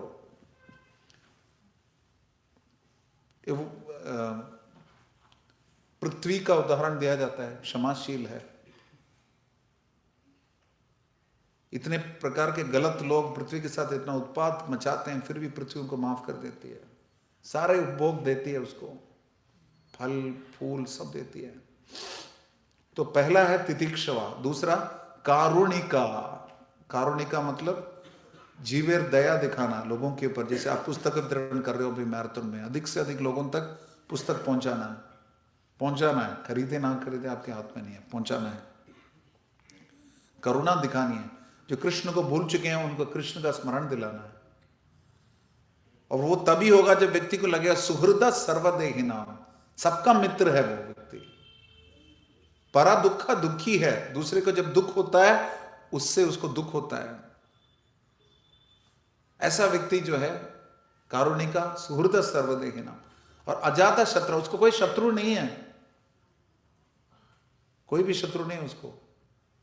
और ऐसा साधु के गुण वाले व्यक्ति जो है यस्यास्ति भगवत्य किंचना सर्वैर गुणैस्तस्य समास्ते सुना हरो भक्तस्य कुतो महद्गुणा मनोरथै नास्ति दावतो बहि। जो भक्ति करता है उसके अंदर समस्त देवताओं के सारे गुण आ जाते हैं, सारे गुण आ जाते हैं। भक्ति करने से सारे गुण आ जाते हैं। हम साधु बनने के लिए आते हैं। श्रील प्रभुपाद से पूछा था कि आपकी संस्था की सबसे बड़ा लक्ष्य, संस्था का सबसे बड़ा लक्षण क्या है? उन्होंने बताया कि हमारे स्त्री पुरुष जो है देवी और सज्जन है।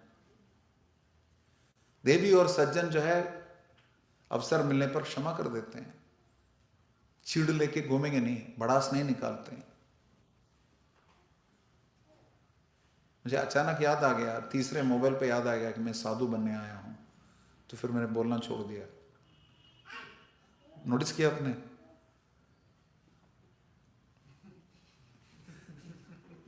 ऐसे नहीं था, मैं दोबारा याद दिला रहा था। तो साधु बनने के लिए मैं, साधु बनना है तो उसका सबसे बड़ा लक्षण है क्षमाशील बनना। To forgive others, to err is human, to forgive is divine। गलतियां करना मानव सहज स्वभाव है। क्षमाशील होना अर्थात परम भगवान का स्वभाव है। एक कहावत है कि मनुष्य जो है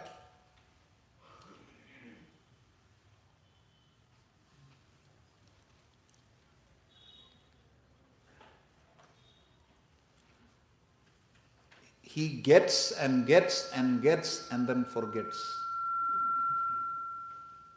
लेता रहता है लोगों से मदद और भूल जाता है। And what does God do? He gives and gives and gives and he forgives। देता रहता है भगवान और माफ भी करता रहता है। तो हमें ये सोच के चलना चाहिए आत्मवत सर्वभूतेषु इस नए साल में कि मैं जो व्यवहार दूसरों से जिसकी अपेक्षा रखता हूं वही व्यवहार मैं दूसरों को भी प्रदान करूं।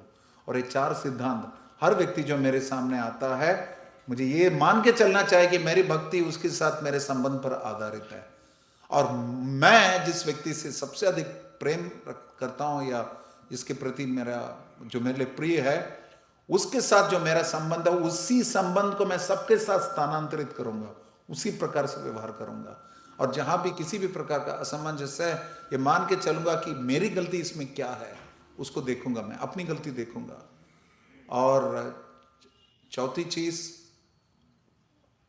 कि जो लोग हमारे साथ हैं, खास करके जब हम जीवन में ऊपर उठ रहे हैं, तरक्कियां पा रहे हैं, हमें याद करना है कि जो हम तरक्कियां पा रहे हैं तो रास्ते में जो मिल रहे हैं वही हमारे साथ रहेंगे जब नीचे जाएंगे तो भी।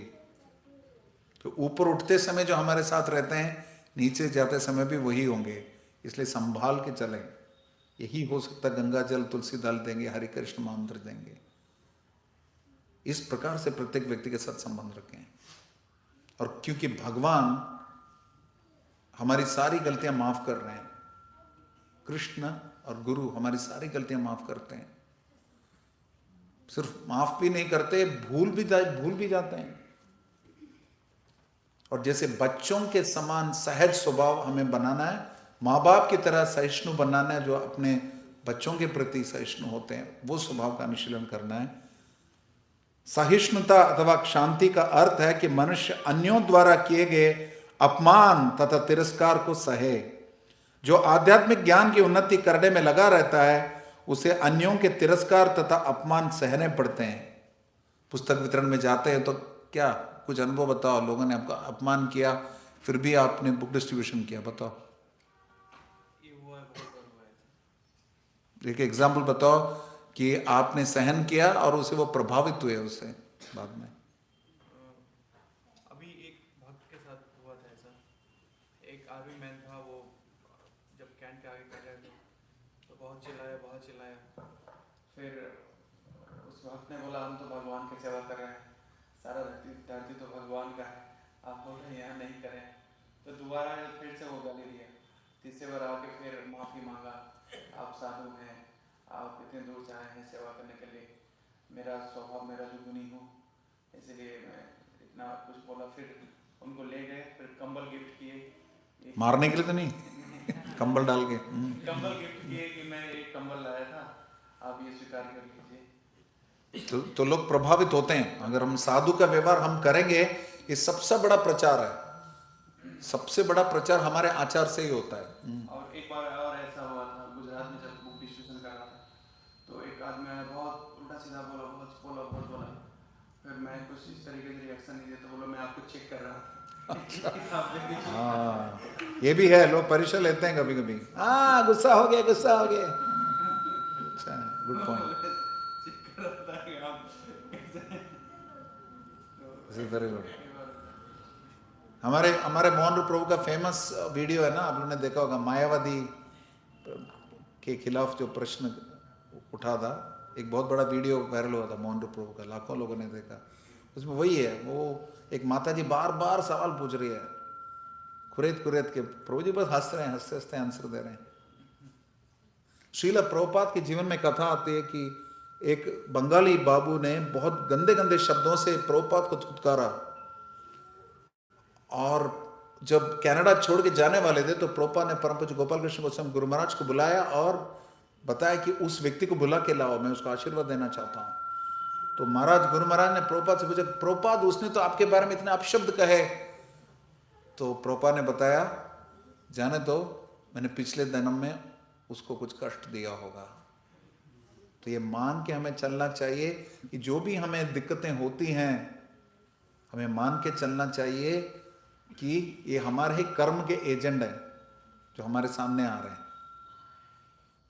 और एक और सिद्धांत बता के मैं इसको कंप्लीट करूंगा कि हमारे जीवन में कठिन लोग पता क्यों आते हैं, मुश्किल लोग क्यों आते हैं, बताइए।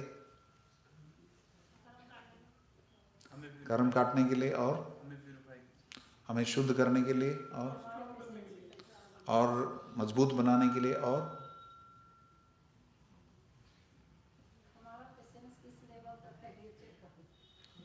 परीक्षा कर रहा है, हमारे यहाँ परीक्षा लानी है। इन सब के ऊपर ही मुख्य कारण यह है कि कृष्ण देखना चाहते हैं कि हम उनके अंदर सद्गुण देख पा रहे हैं कि नहीं। कठिन व्यक्ति हमारे जीवन में इसलिए आते हैं कि हम उनमें कितना गुण देख पाते हैं। जिस अनुपात में हम उनके अंदर गुण देखेंगे उस अनुपात में हमारी प्रगति होगी भक्ति में। अमोघा से श्री चैतन्य महाप्रभु ने बताया, जिस मुंह से तुमने विष पिया है उसी मुंह से तुम अमृत का पान करो। जिससे तुमने निंदा करी है वैष्णव की उसी मुंह से उनका गुणगान करो। तो वैष्णव निंदा से बचने का तरीका श्री गोपाल कृष्ण गोस्वामी महाराज बताते हैं कि हर भक्त में गुण देखने की आदत लगानी चाहिए, ये मान के चलें। तो अंत में ही हम पे बताया गया कि बालक प्रहलाद को भी जो 5 वर्ष के थे और जो आध्यात्मिक ज्ञान के अनुशीलन में लगे थे, संकट का सामना करना पड़ा था जब उनका पिता उनकी भक्ति का विरोधी बन गया। अंत में ये बता रहे हैं, अतएव आध्यात्मिक ज्ञान की उन्नति करते हुए अनेक अवरोध आ सकते हैं, लेकिन हमें सहिष्णु बनकर संकल्प पूर्वक प्रगति करते रहना चाहिए। उस पिता को भी क्षमा करने के लिए प्रहलाद महाराज ने अनुरोध किया परम भगवान से, और ईसा मसीह ने भी यही बताया कि इनको क्षमा कर दीजिए, ये जानते नहीं कि ये क्या गलती कर रहे हैं। हरिदास ठाकुर ने खुद योग समाधि में चलकर अपने आप को मार डाला, एक तरीके से सांस रोक दी उन्होंने, कि जल्लादों के परिवार को बचाने के लिए। वही जल्लाद जो उनको 22 बाजार में कोड़ों से पीट रहे थे। तो हमें यही समझना है कि हमारे भक्ति में उन्नति का एक मापदंड है, परिमाप है कि हम किस हद तक दूसरों की गलतियों को सहन करते हैं, उनको क्षमा करते हैं। भक्ति में विकट परिस्थिति व्यवधान आते हैं, उनको कैसे सहन करते हैं। ये हमारे लिए एक परिमाप है, एक मापदंड है, भक्ति में हम कितना आगे बढ़ रहे हैं। जैसे कि जितना अधिक वेट करेंगे, लिफ्ट करेंगे, उतना मसल बढ़ेगा। ठीक उसी प्रकार जितना अधिक कठिन परिस्थिति ऐसे आएंगे, कठिन लोग आएंगे हमारे जीवन में, हम उनको सहन करते हुए, क्षमा करते हुए आगे बढ़ेंगे और उस घटना को ही भूल जाएंगे।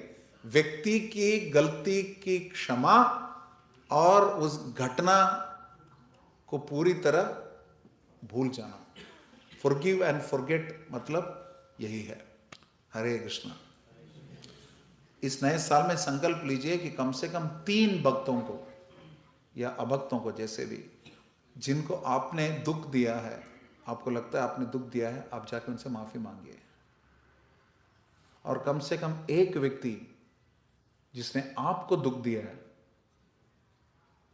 आप उसको भी जाके माफी मांगिए कि मैंने कुछ गलती आपके खिलाफ किया होगा पिछले जन्म में, इसके वजह से आपने ऐसा किया, या आपने ऐसा किया बोलने की भी जरूरत नहीं, आपको मैंने दुख पहुंचाया होगा। तुकाराम महाराज भक्ति कर रहे थे और जात ब्राह्मण को दिक्कत हो रही थी क्योंकि उसके कथा में लोग कम आ रहे थे। उसने ऐसे कांटे वाले लाठी से मार दिया, तुकाराम महाराज को खून बह रहा था। जब पत्नी ने पूछा तो उन्होंने बताया कि बस मैं गिर गया था रास्ते में कहीं। और अगले दिन सुबह उसी ब्राह्मण के घर पे पहुंचे, दरवाजा खटखटाया, दरवाजा खोला ब्राह्मण ने तो किसी को नहीं देखा, क्योंकि नीचे तुकाराम महाराज प्रणाम कर रहे थे उनको। ये बोल रहे थे कि हो सकता है मैंने आपको बहुत कष्ट दिए हैं, बहुत दुखी बनाया, मुझे क्षमा कर दीजिए। ये है हमारे आदर्श, ये हैं दृष्टांत, ये हैं। तो इस साल में ये संकल्प लीजिए, 3 लोग ऐसे जिन्होंने आपको कष्ट पहुंचाए, आप उनको क्षमा कर दीजिए। अरे एक जिसने आपको कष्ट पहुंचाए, आप उनको क्षमा कर दीजिए। 3 लोग जिनको आपने कष्ट पहुंचाए, उनसे आप माफी मांगिए। ये फिर भी आसान है, ज्यादातर लोगों का हम अपराध करते रहते हैं ना, तो 3 लोग मिल जाएंगे जिनको हमने कष्ट दिया, उनसे जरूर क्षमा मांगे, उनको महाप्रसाद खिलाएं, मंदिर लाएं, उनकी सेवा करें। और जो आपको कष्ट दिए हैं, एक कम से कम उसको भी क्षमा करिए। यकीन करिए आपकी माला मक्खन जैसी जाएगी, फिसल नहीं जाएगी, जाएगी। हरे कृष्णा। किसी को कोई प्रश्न, टीका, टिप्पणी, उपदेश?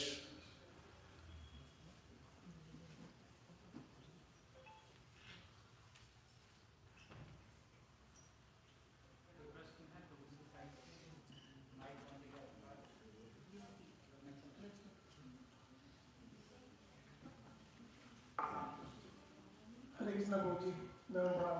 हरे कृष्णा।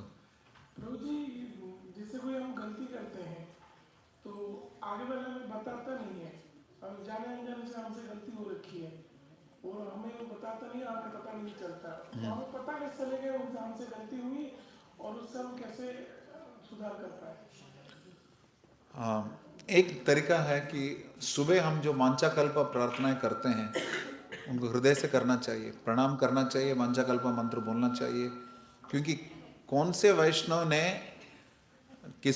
वैष्णव का दिल हमने दुखाया हमें पता नहीं, तो सबको एक साथ मिलकर प्रणाम करें और क्षमा याचना करें, भगवान से प्रार्थना करें। दूसरी बात, भगवान से प्रार्थना करें कि पता नहीं मैं किसके खिलाफ मैंने अपराध किया है, मुझे मार्गदर्शन कर दो और जैसे भी है मुझे माफ़ कर दीजिए, और वो व्यक्ति अगर सामने आएगा तो मैं उनकी सेवा कर सकूं। एक दूसरा तरीका। तीसरा तरीका,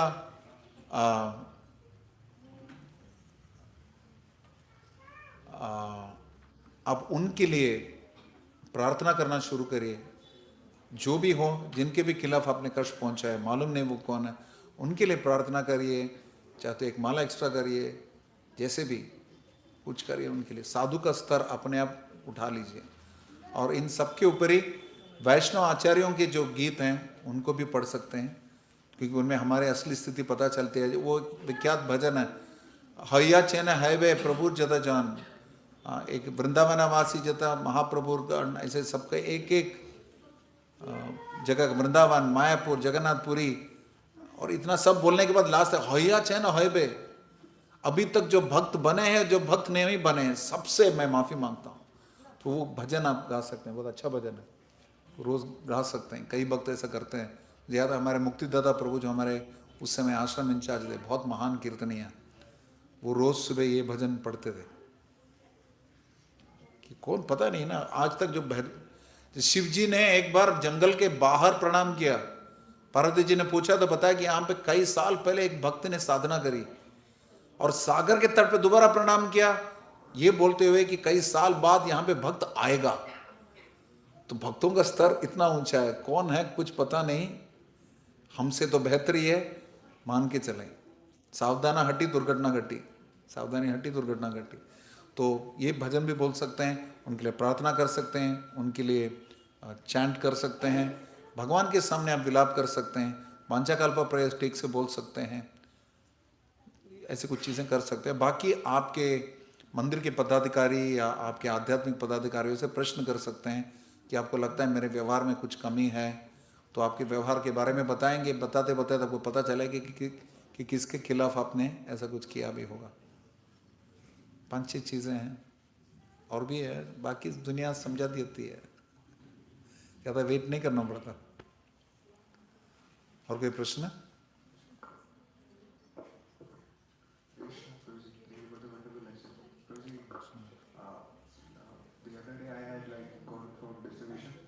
मतलब एक व्यक्ति मिले थे, सो आई स्टार्टेड द कॉन्वर्सेशन, मतलब ऐसे ही मतलब टॉयलेट में मैं उनको बता रहा था कुछ, तो ही सेड जो मतलब उन्होंने मुझे सीधा बोला कि जो बाहर के देशों में या फिर किसी देश में जो साधुओं पर हिंसा हो रही है, मतलब इतना सब हो रहा है, why are you tolerating all this, what are you मतलब आपकी संस्था उस पर क्या एक्शन ले रही है, क्या कर रहे हैं आप लोग इसके लिए। तो इसके बाद उसने एक कोर्ट भी मतलब एक कोर्ट भी आने से वो रक्षित उस कोर्ट से उसने मतलब कुछ बोला मुझे कि इस ये टॉलरेंस क्या कहा कि अगर मतलब हम शादी को नहीं बचा पाए हमारे, तो इसमें मतलब क्या गाइडेंस। पहली बात, ये किसने बताया कि हम कुछ नहीं कर रहे हैं? दूसरी बात, हम कर भी रहे तो आपको क्यों बताएं? तो हम जवाबदार नहीं है, सारी दुनिया का जवाबदार नहीं। If you try to be all things to everyone, you will be nothing to anyone. अब ये हुआ उस साइड पे। अब एक हम्बल स्टैंड और लें इस पे। तो पहले समझने वाली बात यह है कि बांग्लादेश के भक्त हमें बता रहे हैं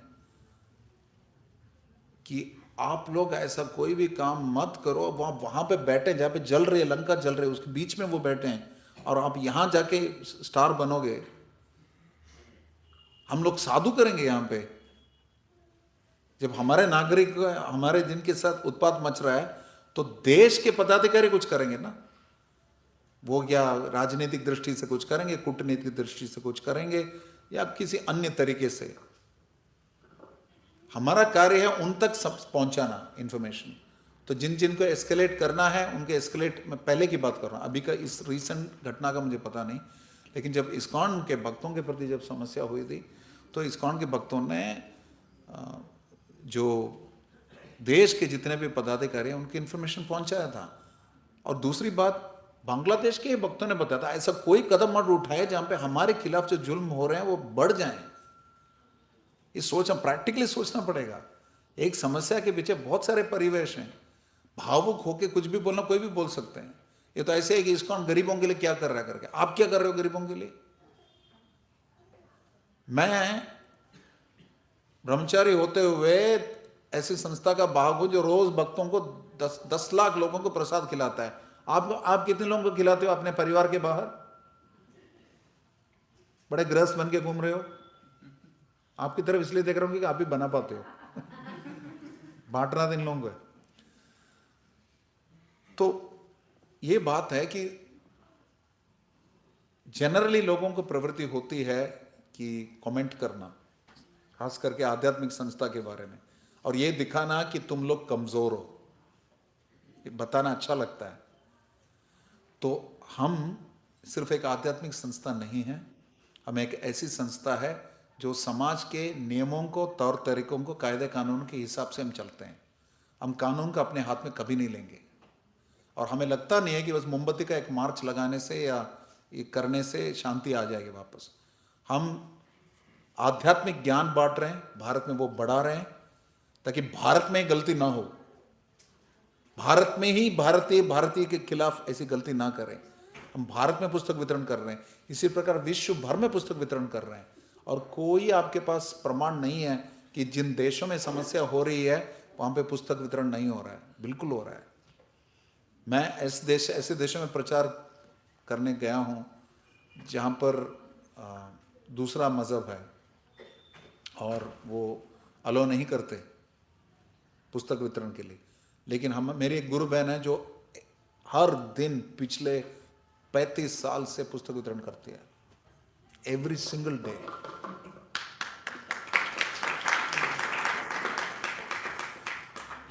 तो भगवान ये नहीं देखते कि, मैंने पहले भी ये बताया था, भगवान ये देखते हैं कि आप उनके लिए क्या कर रहे हैं। कृष्ण ये भी देखते हैं आप कितना कर सकते हैं फिर भी नहीं कर रहे हैं, कितना आप कर सकते हैं फिर भी नहीं कर रहे हैं। हमारी क्षमता से अधिक हम कर रहे हैं तो अच्छी बात है। हम देश के नियमों के अनुसार चलेंगे, कानून का हाथ में नहीं लेंगे, देश के पदाधिकारियों तक हम सूचना दे देंगे।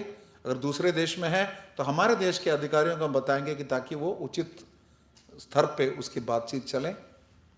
बाकी हम उनके लिए प्रार्थना करेंगे, हम स्वयं भी यहाँ पर और प्रचार करेंगे, समाज के बीच में जागरूकता बढ़ाएंगे कि किस प्रकार एक धर्म का दूसरे धर्म के ऊपर प्रकोप इस प्रकार दिखाना कितना मानविकता है के विरुद्ध है, भगवान के भी विरुद्ध है।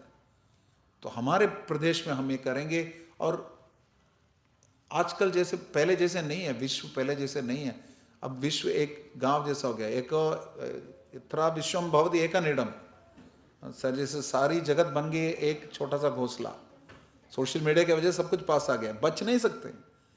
दुनिया में इतनी सारी समस्याएं, इतने सारे प्रेशर, दबाव आ जाता है, डिप्लोमेटिक प्रेशर, कि हर देश को झुकना पड़ता है। बार बार गलतियां नहीं कर सकते। ऐसा बात शांति या हिंसा या अहिंसा की बात नहीं हो रही है। हमारे प्रभाव क्षेत्र के अंदर, सर्कल ऑफ इन्फ्लुएंस में हम क्या कर सकते हैं वो करें। और इसके अतिरिक्त हमारे संस्था के अंदर किसी भी प्रकार के आक्रमण किसी भी होती है तो हमारे यहाँ भी सिक्योरिटी है, हर मंदिर में सिक्योरिटी लगाया गया है और पुलिस फोर्स भी हमें हेल्प कर रही है। और जहाँ जहाँ ज़रूरी है CASF से लोग आके हमारे मंदिर में तैनात थे विशेष परिस्थिति में।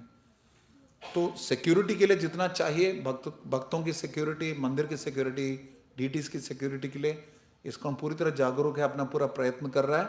बाकी पॉलिटिकल, सोशल, सब जगह से जितने भी प्रमुख व्यक्ति हैं उन सबके अंदर जागरूकता बढ़ाकर उनके माध्यम से दूसरे देशों में जो उत्पात मच रहे हैं उनके विरुद्ध आवाज़ उठाई जा रही है।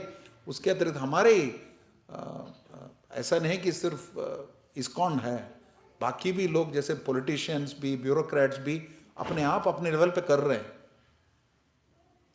तो हम अपने प्रभाव क्षेत्र के अंदर जो है वो करते रहेंगे और बाकी जिनके साथ समस्या हुई उनके लिए प्रार्थना भी करेंगे और उन सबकी सुरक्षा के लिए जो प्रार्थना करना वो भी करेंगे।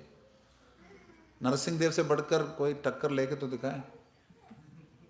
तो we will pray to doctor Narsingh Dev, will pray to सर्व भक्ति विघ्न विनाशक नरसिंह देव, ताकि उनकी सुरक्षा हो।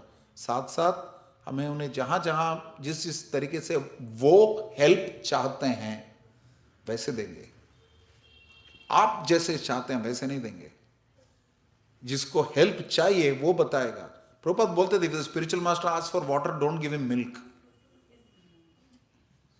तो जिसके साथ जो समस्या बीत रही है उसको जो मदद चाहिए वो हमारे से बातचीत में है, उनको जो चाहिए हम दे रहे हैं।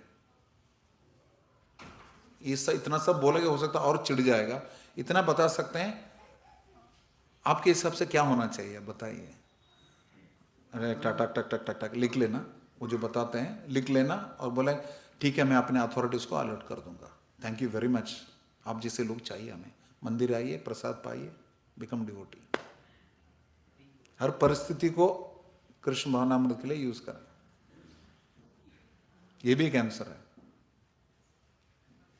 मैंने जो आंसर बताया, आपको क्या लगता है इस परिस्थिति में हमें क्या करना चाहिए? मैंने प्रभु जी उससे वही पूछा तो बोला घुस जा वहाँ पे। डंडा लेके घुस जा बोल रहा। क्या बोल रहा था?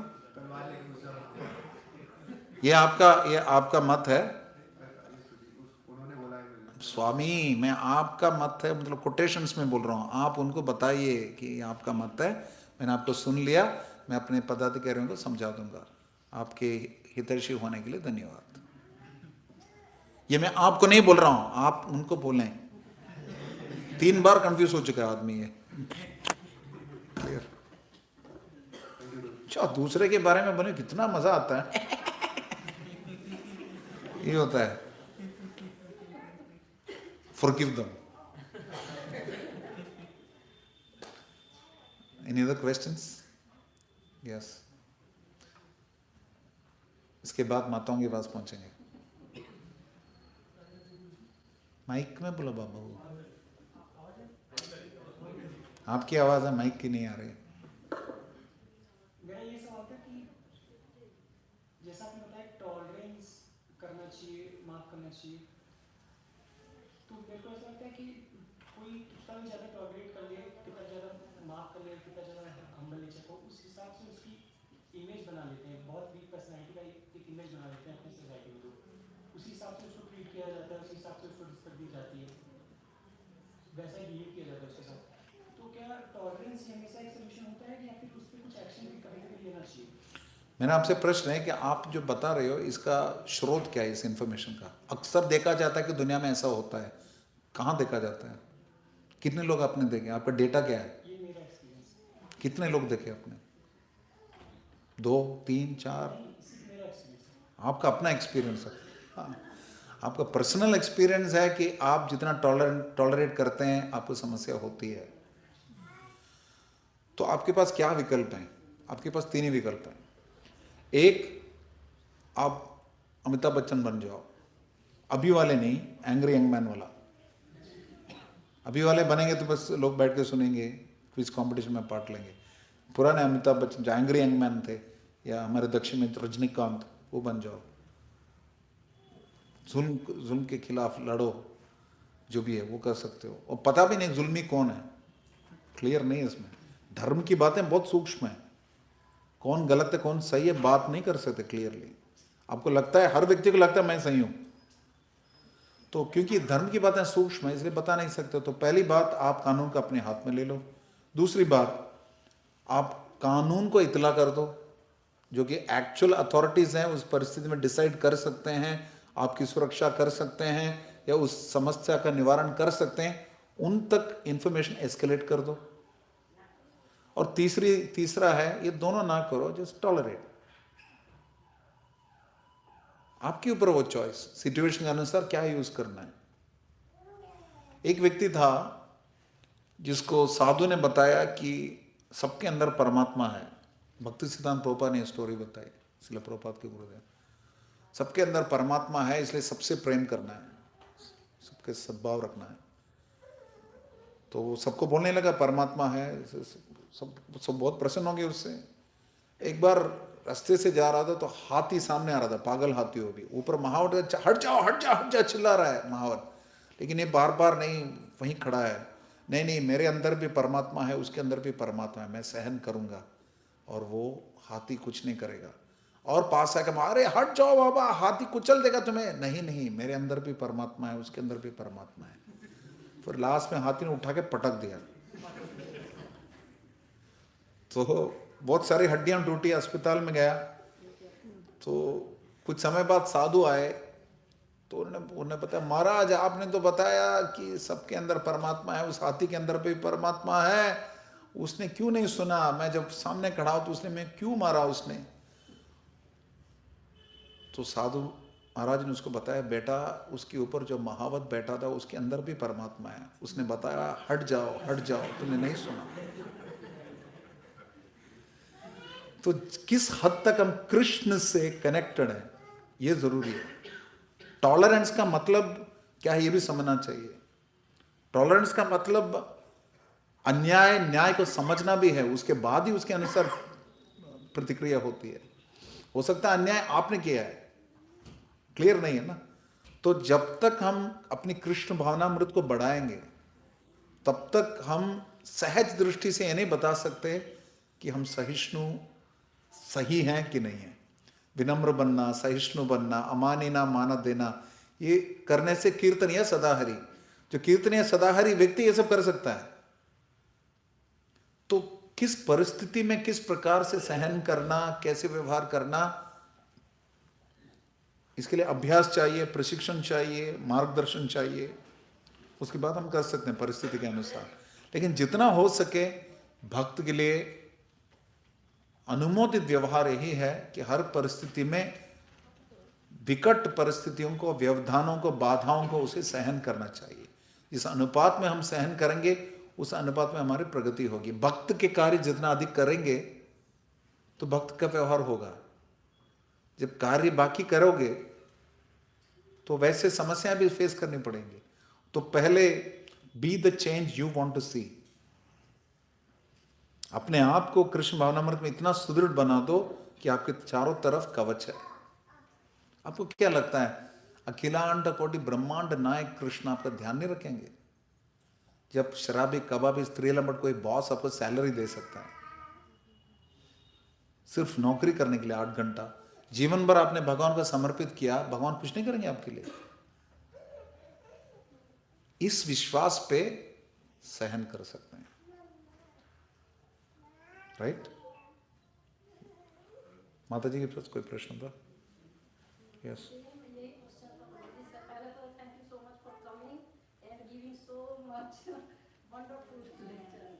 बहुत लेट कर दिया बोल रही हूँ संकेत में।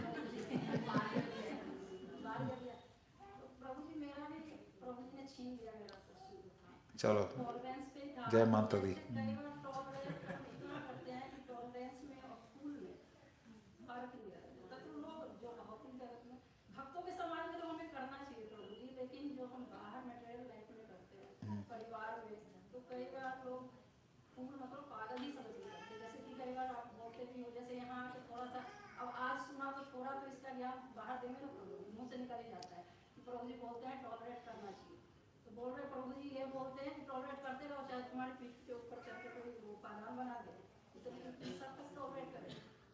क्या बना दे? पायदान। अच्छा, तो हम इतना टॉलरेट क्यों करें कि हमें पायदान मतलब सीढ़ी समझ के हमारे ऊपर पैर रख के लोग ऊपर से, मतलब टॉलरेंस में और फूल में मेरे को फर्क। आप जितना टॉलरेट करोगे विकट परिस्थिति को, भक्ति के प्रतिकूल विकट परिस्थिति को, आप फूल बनोगे, प्रभुपाद को चढ़ाने वाला फूल।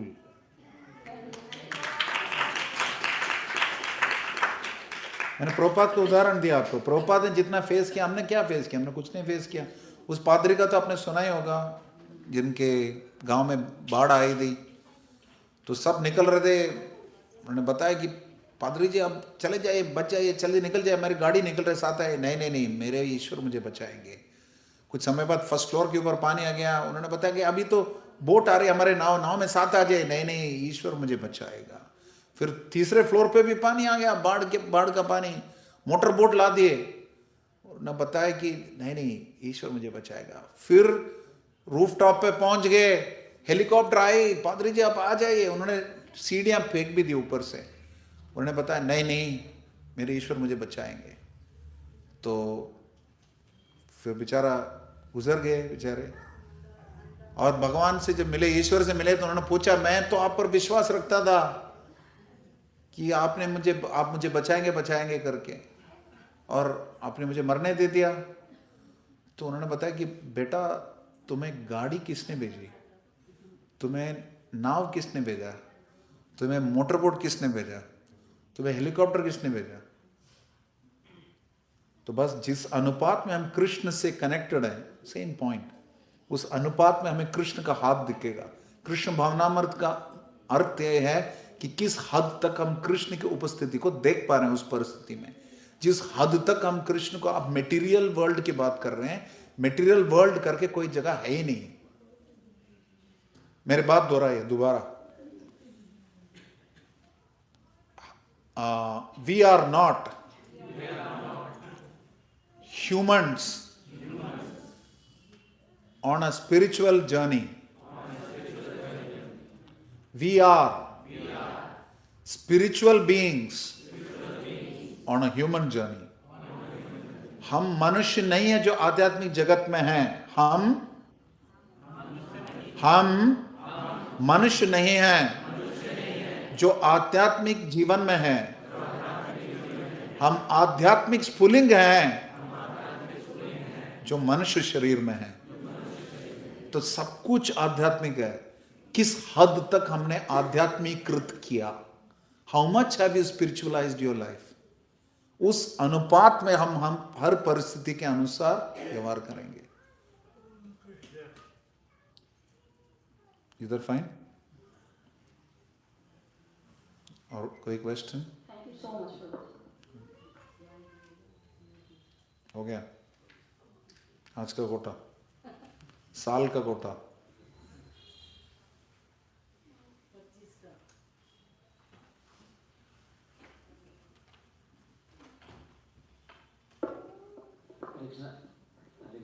Thank you so much ji. तो जी मेरा एक छोटा सा प्रश्न था सबके लास्ट में पूछने वाले। तो जी जैसे कि आप बता रहे थे कि अमिताभ बच्चन का आपने जिक्र किया, तो मुझे ध्यान आया कि कैसे एक छोटा सा बच्चा था, अभी बहुत वो कंट्रोवर्सी में भी है, और सभी लोग उसका एग्जाम्पल देते हैं, कटाक्ष भी करते हैं कि कैसे उसने डिसरिस्पेक्ट करी अमिताभ बच्चन की, उसकी परवरिश में कोई कमी रही होगी, पेरेंट्स ने सही से केयर नहीं किया। तो ऐसे मुझे एक्चुअली सिचुएशन पता नहीं, रिजल्ट क्या हुआ मुझे पता नहीं। हुआ कि केवीसी में एक छोटा बच्चा आया था, उसने मतलब बिल्कुल एरोगेंट और मतलब ईगो कह सकते हैं, उस तरह से मतलब रिस्पेक्ट नहीं करी अपने से बड़ों की। इवन अमिताभ बच्चन को भी नहीं समझा और अलग तरीके से बिहेव कर रहा था उनके साथ। तो अभी सब जगह वो है, न्यूज़ में भी सब जगह न्यूज भी इसी को दिखाते हैं कि कैसे पेरेंट्स है जो परवरिश नहीं कर रहे हैं, और बहुत लोगों ने ट्रोल भी किया। तो ऐसे में जब हम सुनते हैं और फिर देखते हैं कि सभी लोग एक ही सेम टॉपिक पे सेम उनके बिहेवियर के बारे में, उस बच्चे के बिहेवियर के बारे में बात कर रहे हैं, उन्हें कमियां देख रहे हैं, तो इतने सारे लोग देख रहे हैं, तो हमें भी लगता है कि नहीं सब सही कह रहे हैं। तो उस कंडीशन में जब सभी लोग जब साथ में किसी एक को टारगेट करते हैं, एक के बारे में कह रहे हैं, सेम बातें कह रहे हैं, उसमें हम पॉजिटिव कैसे देखें उस सिचुएशन में कि हम उसमें भी अच्छाई देखें, ऐसा भाव कैसे आता है? मतलब सब लोग इसी रास्ते पे जा रहे हैं, हम अकेले उस पर कुछ सोच नहीं पा रहे। इसी को संवेदनशीलता बोलते हैं कि मैं उस परिस्थिति में होता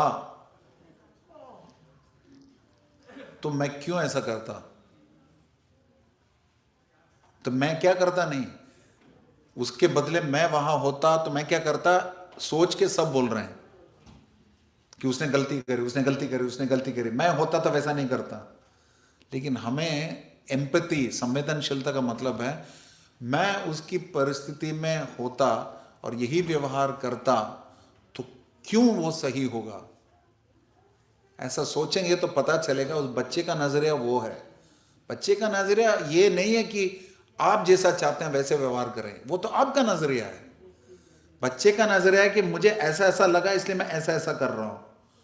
तो आपको एम्पैथी का कैप पहनना चाहिए, संवेदनशीलता का टोपी पहनना चाहिए और ये सोचना चाहिए कि मैं उसकी परिस्थिति में होता और ऐसा व्यवहार करता तो मेरे पास क्या सफाई होती, उसके लिए क्या बहाना होता या क्या तर्क होता।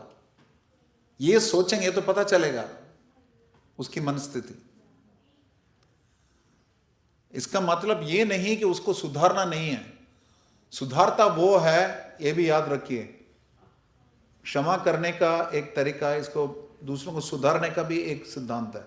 मेरे साथ बोलिए, first connect then correct, first connect then correct. व्यक्ति के साथ कोई संबंध ही नहीं है तो उसको कैसे सुधारेंगे?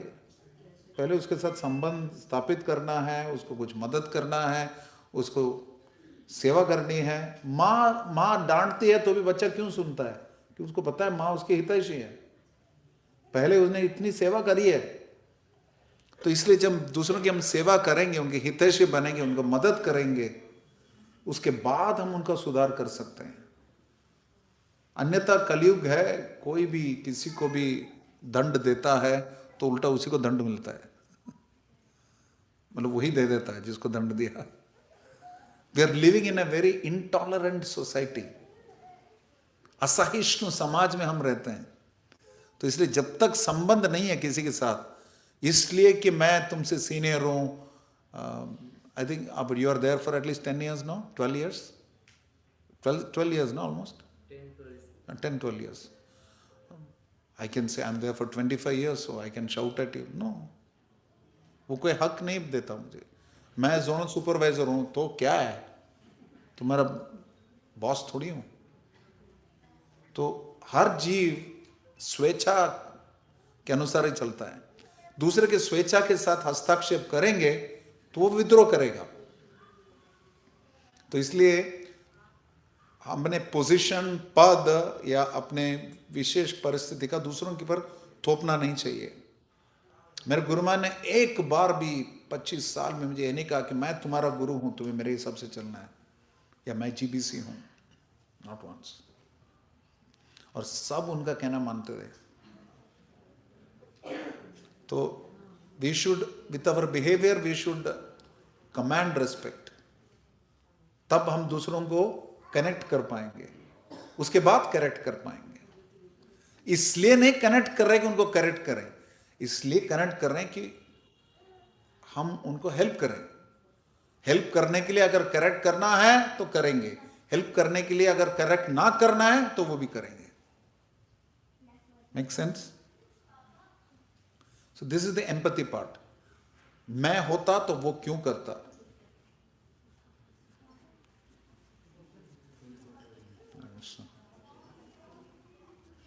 हो गया आज का कोटा। क्या मन से भी कभी हम क्षमा मांग सकते हैं किसी से, बिना बोले हुए मन से? मन से माफी मांग सकते हैं, लेकिन जिसको दुख दिया है वो तो दुखी है ही।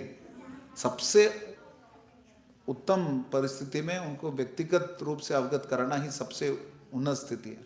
अगर कर नहीं पा रहे, डर रहे, तो शुरुआत करिए मन से, लेकिन किसी दूसरे का मदद लेके। जैसे इंद्र सुरभि गाय को लेके गए थे माफी मांगने के लिए, कोई व्यक्ति ऐसा साथ में ले जाए जो उनके साथ अच्छा संबंध है, और क्षमा याचना करें। और भले दूसरा क्षमा दे या ना दे, हम हृदय से मांग सकते हैं, इतना हमारे हाथ में है, जरूर करें। मन से मांगना ठीक है, पर्याप्त है, सॉरी आवश्यक है, लेकिन पर्याप्त नहीं है। Necessary but not sufficient. ठीक है। हरे कृष्णा। श्रील प्रभुपाद की आप सबको शुभकामनाएं कि ये आने वाला 2026 वर्ष जो है, इसमें अधिक से अधिक कृष्ण के और निकट आएं और दूसरे लोगों को भी लाभ पाएं, ये संकल्प हमें सबको लेना चाहिए। कैसे मैं अधिक कृष्ण के निकट आ सकता हूं या आ सकती हूं, और कैसे और लोगों को निकट ला सकता हूं या ला सकती हूं, ये हमारा संकल्प होना चाहिए। बाकी सब एक तरफ। बस ये एक बात, 6 शब्द याद रखिए इस साल के लिए, ठीक है? बोलिए मेरे साथ, चैंट हरे कृष्णा, प्रीच हरे कृष्णा। बस ये 6 शब्द याद रखें इस साल के लिए। चैंट हरे कृष्णा, प्रीच हरे कृष्णा। तो हवाई जहाज में दबाव कम होने पर ऑक्सीजन के नकाब नीचे आएंगे। पहले खुद को लगाएं, फिर बच्चे को लगाएं। तो खुद को भी बचाएं। जन्म सार्थक करी करो परोपकार। भारत भूमिते मनुष्य जन्म होइल जार, जन्म सार्थक करी करो परोपकार।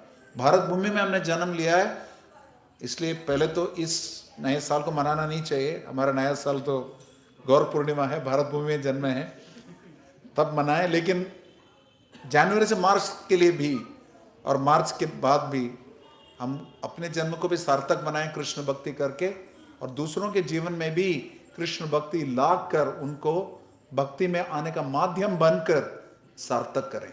श्रील प्रभुपाद की, इस्कॉन साकेत धाम की, निताय निताय गौर सीतानाथ प्रेमानंदे।